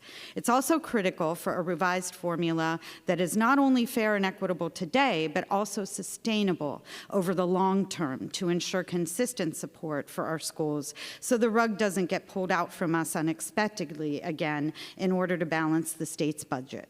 Revisions to the formula and changes in implementation should also include a phased approach to minimize disruption and allow for adjustment based on feedback and outcomes. As you're all aware, foundation aid is not just a mechanism for distributing funds, it's a lifeline for our students and communities and embodies the commitment to ensuring that every child has the opportunity to receive a high-quality education. Thank you. Thank you. Before you start, can I have speakers 11 to 15, please? And you can go right ahead. Okay. Thank you for the opportunity to speak today. My name is Daniela Souza Igorov. I'm a parent of a New York City public school student. I'm the vice president of CC2 and the project director of Parent Power New York. I'm here to share my concerns about the current state of education funding in New York. We urgently need to use updated statistics in the foundation aid formula. However, the main problem in New York is that we are the #1 state in education funding, yet we can only achieve mediocre results for our students. A new report by the Empire Center shows that New York spends 36% more per student than neighboring Massachusetts. We spend more than $29,000 per student versus $21,000 in the school year of 21-22.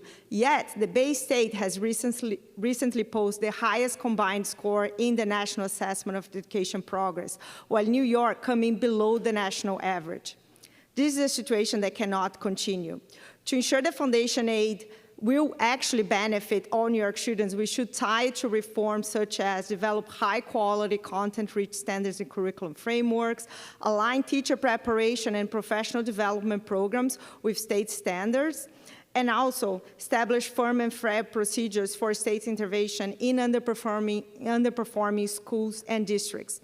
Furthermore, the most significant reform would be to allow each New York family to choose the best education for their kids and have the funding follow the student. There are now 32 states across the country that offer more school choice than New York, including 18 that offer education savings account. New York must trust families to make the best decisions for their kids and offer them options beyond their geographically assigned school district. Thank you. Thank you very much. Hello, my name is Dr. Paul Romanelli. I'm the proud superintendent of the West Islip Union Free School District. Thank you for hearing our voices. It is truly appreciated. Although many people have left this great state due to rising costs, especially on Long Island, including personally many of my friends and family for states like North Carolina and Georgia, I'm still here. We in this audience here today are still here. And the residents of West Islip, where I serve the superintendent of schools, are still here. In West Islip, we find ourselves in a somewhat unique situation as we house Good Samaritan Hospital within our community. While this is certainly a benefit in many ways, as they are not a contributing taxpayer, it presents challenges and much of our tax burden falls on our homeowners. Our homestead adjusted base proportion is actually 89.4% of our tax levy. We'd request that this be taken into consideration when the revamped foundation aid formula is developed. Perhaps more aid can be provided to communities where the taxpayers bear the brunt of the tax levy and have such a high homestead percentage. I know that there are other districts out there that are affected in the same way and for various reasons. We're proud to have kept within the tax cap since its inception, and we do not want to ask for more from our taxpayers. However, we just recently appropriated $4.375 million from our reserves during this budget cycle to maintain programs for the upcoming school year. This is with a significant amount of cuts, 30-plus positions in our district, and the Save Harmless provision being restored. It is simply not sustainable for us as a district while staying within the tax cap, and we do not want to place any additional burden on our community. We need your help. Thank you for your consideration and for taking a critical look at this important task. The future of the children of New York State depends on it. Thank you.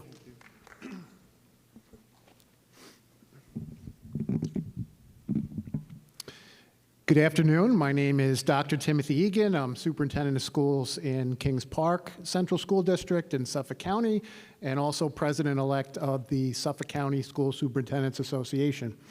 I want to take my 2 minutes this afternoon to emphasize the importance of two important things and how they apply to foundation aid: the concept of predictability and also hold harmless. I've been superintendent of schools in Kings Park for 10 years now. And it's crazy to think that for 10 years as CEO of a $100 million entity, that I begin our budget process every December, and we still don't know the last 20% or $20 million of our school district budget until on or about April 1st, if we're lucky. School districts need and deserve a high degree of predictability and understandable predictability when it comes to school funding, and I hope that you can achieve that in your recommendations. Second, I want to emphasize the importance of hold harmless. The governor's rhetoric in state funding empty seats in classrooms due to declining enrollment, while makes a great headline, is truly not true. While my district has less students than we had 10 years ago, the kids sitting in those seats have far greater needs than 10 years ago, far greater needs. As an example, over the past 10 years in Kings Park, we've added 5 social workers and 1 school psychologist to address mental health and other adverse childhood experiences. And additionally, we've added 5 ENL teachers, which is a 500% increase to address the state-required learning needs of our students where English is not their first language speaking at home. Nothing frivolous, just positions to address increased basic need, predictability, hold harmless. Thank you very much for your time. Thank you. Thank you.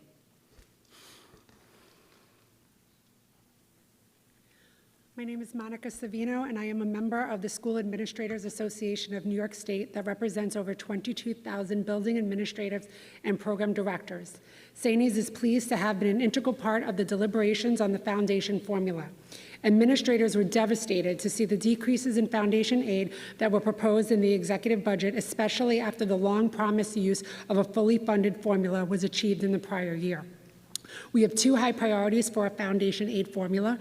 1, it must meet the needs of students and staff, and 2, that the formula must be stable and predictable. A key component of foundation aid is the foundation amount per pupil. In 2007, that amount was estimated at $5,258. Effectively educating a student in 2024 is far different than that of 2007 cost. The changing needs of students and the additional roles that schools take on to meet those needs, or the additional non-funded requirements placed on districts, must be incorporated into the foundation aid per pupil calculations. School districts are rarely able to adequately project budget needs due to the constant manipulations of the statutory formula. The unilateral revisions to the foundation aid and formula components are not helpful to districts. The revised formula must use reasonable variables that are applied consistently as the statute requires. An examination of foundation aid must also take into account the ever-changing nature of student enrollment counts. SANES is appreciative of the efforts of the governor and the legislature to begin a public conversation on the foundation aid. Just as education is the backbone of our state's future, foundation is the infrastructure of state aid to schools. We must continue full foundation funding in the 24-25 school year and provide a minimum increase for all school districts. We look forward to our continued engagement on this issue and would be happy to provide any additional information that would be helpful in this work. Thank you.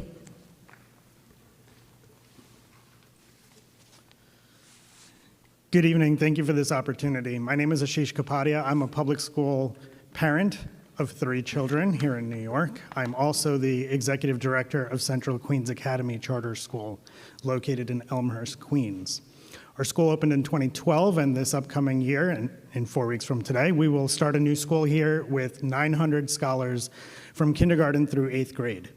Also, 4 weeks from today, we are fortunate enough to open up a second school, and over the next 7 years, we will double in size to have 1,800 students.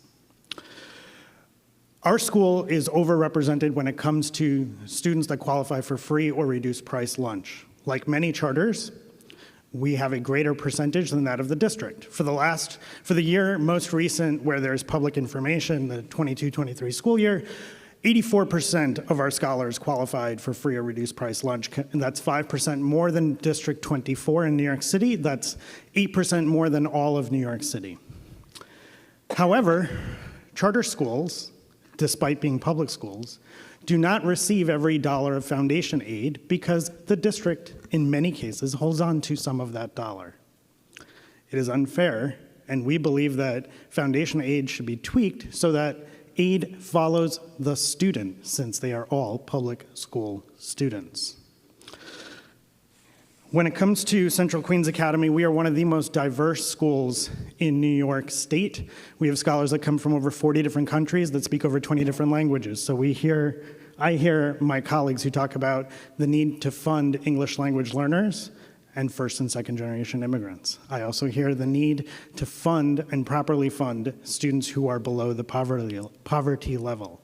We simply ask that the formula be tweaked so that the aid follows the student and doesn't go directly to a district that can withhold it from a school. Thank you. Thank you.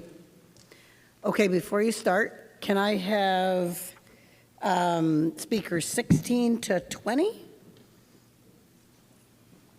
Make you stand up there by yourself.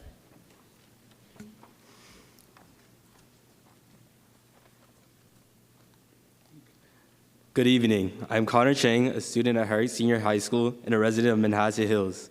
As a student at Herrick's, I've reaped the benefits of a well-funded and efficient school system. We are lucky enough to not only have extremely supportive taxpayers, but also adequate government funding which permits us to succeed as a district. Adequate funding is what allows our school to offer AP courses, an intensive music program, a wide range of sports, 70 different clubs, guidance counselors, psychologists, etc. Unfortunately, not all school districts on Long Island receive the same support that Herrick's does. As a result, these school districts that don't receive sufficient funding are unable to provide students with an education and extracurricular program as elaborate as what we have at Herrick's. This is where I find foundation aid to be so crucial. Foundation aid provides higher needs schools with the money they need to acquire the teachers and resources they need to succeed. Foundation aid allows schools with insufficient funds to meet their budget goals, eliminating the stress created by tight budgets and instead allowing schools to focus on how they can better educate their students. And lastly, foundation aid is what allows schools to educate students at high levels. As a student, my understanding is that foundation aid is critical in supporting New York schools, and as such, I believe sufficiently educating our future generations is second to none, and the benefits of a well-funded education are invaluable for students.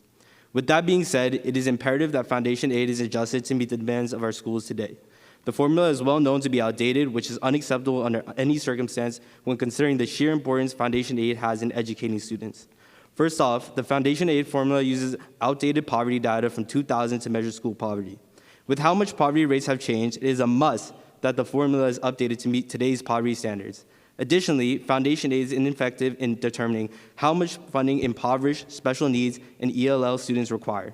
The formula simply does not possess an elaborate enough system to calculate the needs of each student, which consequently creates large gaps in student expenditure. What is needed is an update to how the formula determines weights or how needy a student may be. Thank you.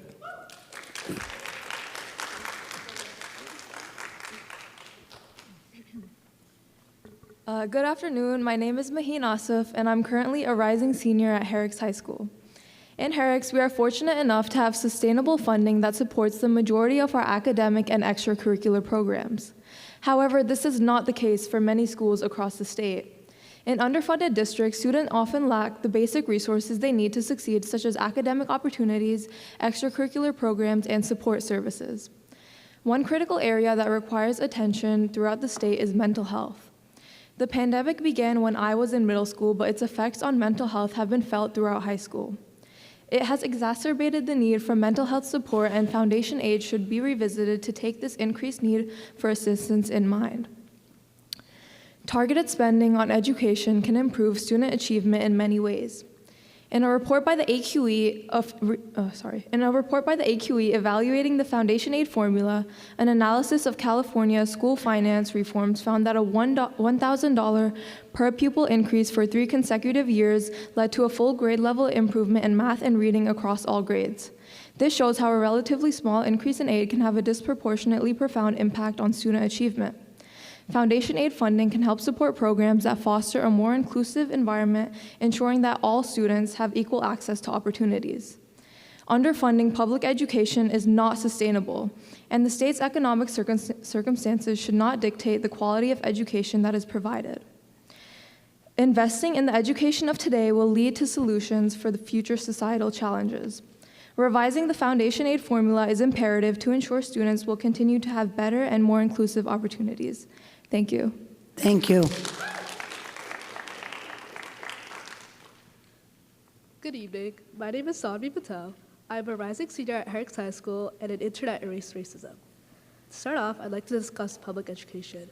Public education provides a platform for generations to navigate and contribute to society. It is the most important step in promoting equality and breaking the cycle of poverty by opening up opportunities for better job prospects and personal growth. Unfortunately, public education directly relies on state funding, accounted for largely by the flawed foundation aid formula. Under Governor Kathy Hochul's enacted budget, Herrick's UFSD received $153,000 less than what was expected under the current law. This amount may not seem like a lot, especially compared to the total budget of $28 million, but this valuable money could have been used to fund the education of special needs students or offer new educational resources. Though Herrick's is adequately funded, there is no need for this district to lose the funding and resources that it has already been allocated. This is why hold harmless is necessary. For those who may be unfamiliar with the term, hold harmless prevents school districts from receiving less foundation aid than the previous school year. It's come to my understanding that Governor Hochul is against this, but hold harmless is necessary so that the education system does not lose the progress that it has already made. Thank you. Thank you. Hello everyone, my name is Matthew DaCosta. I'm a rising junior at Malvern Senior High School and currently interning at Erase Racism. I'm here today because I am unable to ignore the flaws that currently lie in the foundation aid formula. A main component of a good funding formula is equity, yet this current formula lacks the necessary updates for equity to occur. The formula is not utilizing all the new data that it is given. In fact, lots of changes such as the student population and the COVID-19 pandemic make me question why the formula has remained the same. Moreover, research shows that in 2022, New York's largest drops were in 4th grade math, with declines in average test scores that were double any other drops in the past 20 years. When we look at statistics like these, it is vital that we're making the best efforts to support fundings in public schools, but especially students who have higher needs as it continues to disproportionately affect them. Equally important, the data that foundation aid has on community poverty is likely to be inaccurate. The NYSED continues to use old data, even though in recent years in New York there has been changes in poverty rates, and students are facing more challenges than ever. If we continue to disregard this new important data that is provided to us, high-need schools will continue to suffer from insufficient funding, which we know is strongly linked to academic performance. Coming from an immigrant household, my parents always told me how they want me to live a better life than them. But how are students who look like me supposed to live a better life as the inequities in the K-12 education system continue to hurt us? In Malvern, we take pride in challenging ourselves with rigorous courses and performing well in them. However, if the foundation formula isn't always up to date and we see a loss in funding, we not only see cuts in our AP class offerings, but we lose vital resources that aid students' grades, such as our tutoring programs and our homework center.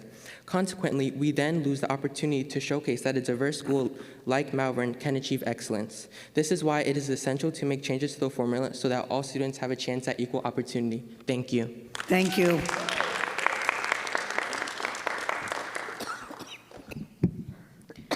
Good afternoon. I'm Kayori, a student intern from Erase Racism and a student from Uniondale High School.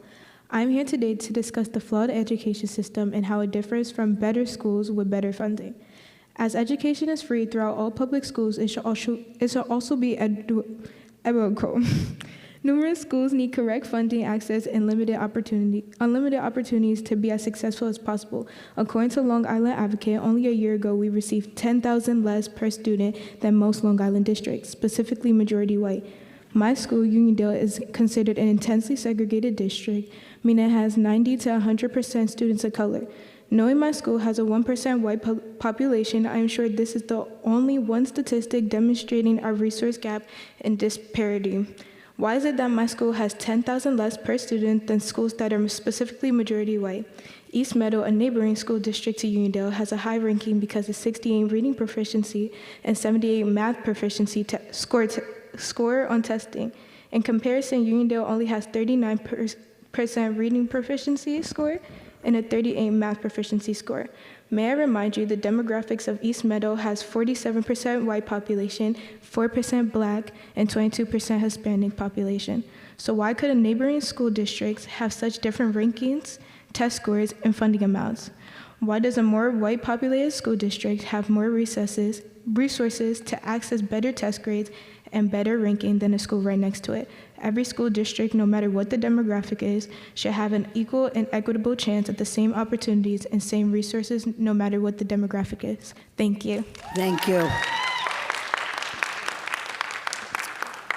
Can I have speakers? There's no more? Are we good? We done? Good. There you go. Amen.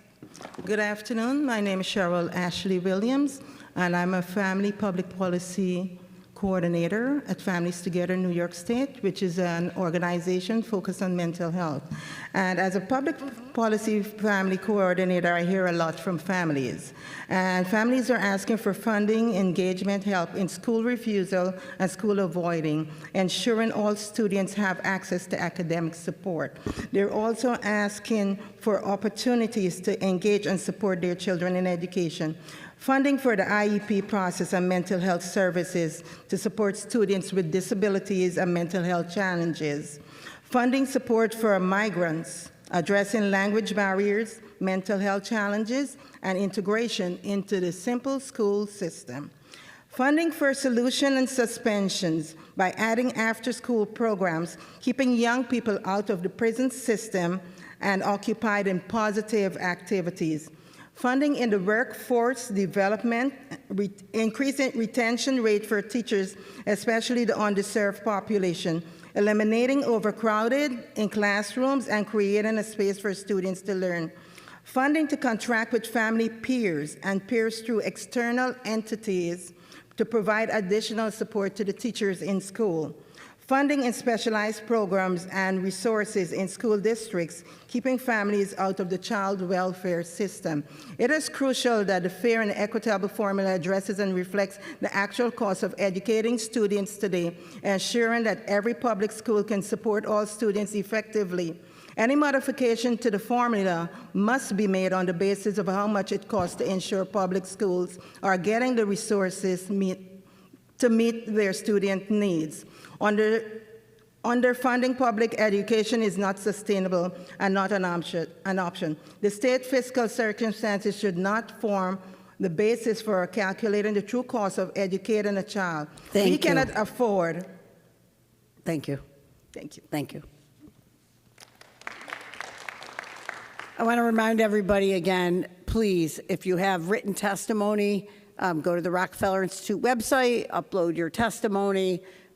They will look at it, they will read it, it will be part of everything that's done as they formulate their report. We want to thank everybody today. I would like to, as a teacher or a former teacher, thank the students. You guys did a great job. That's hard, and you should be really proud of yourselves. And to the adults who work with them, good work, really nice work.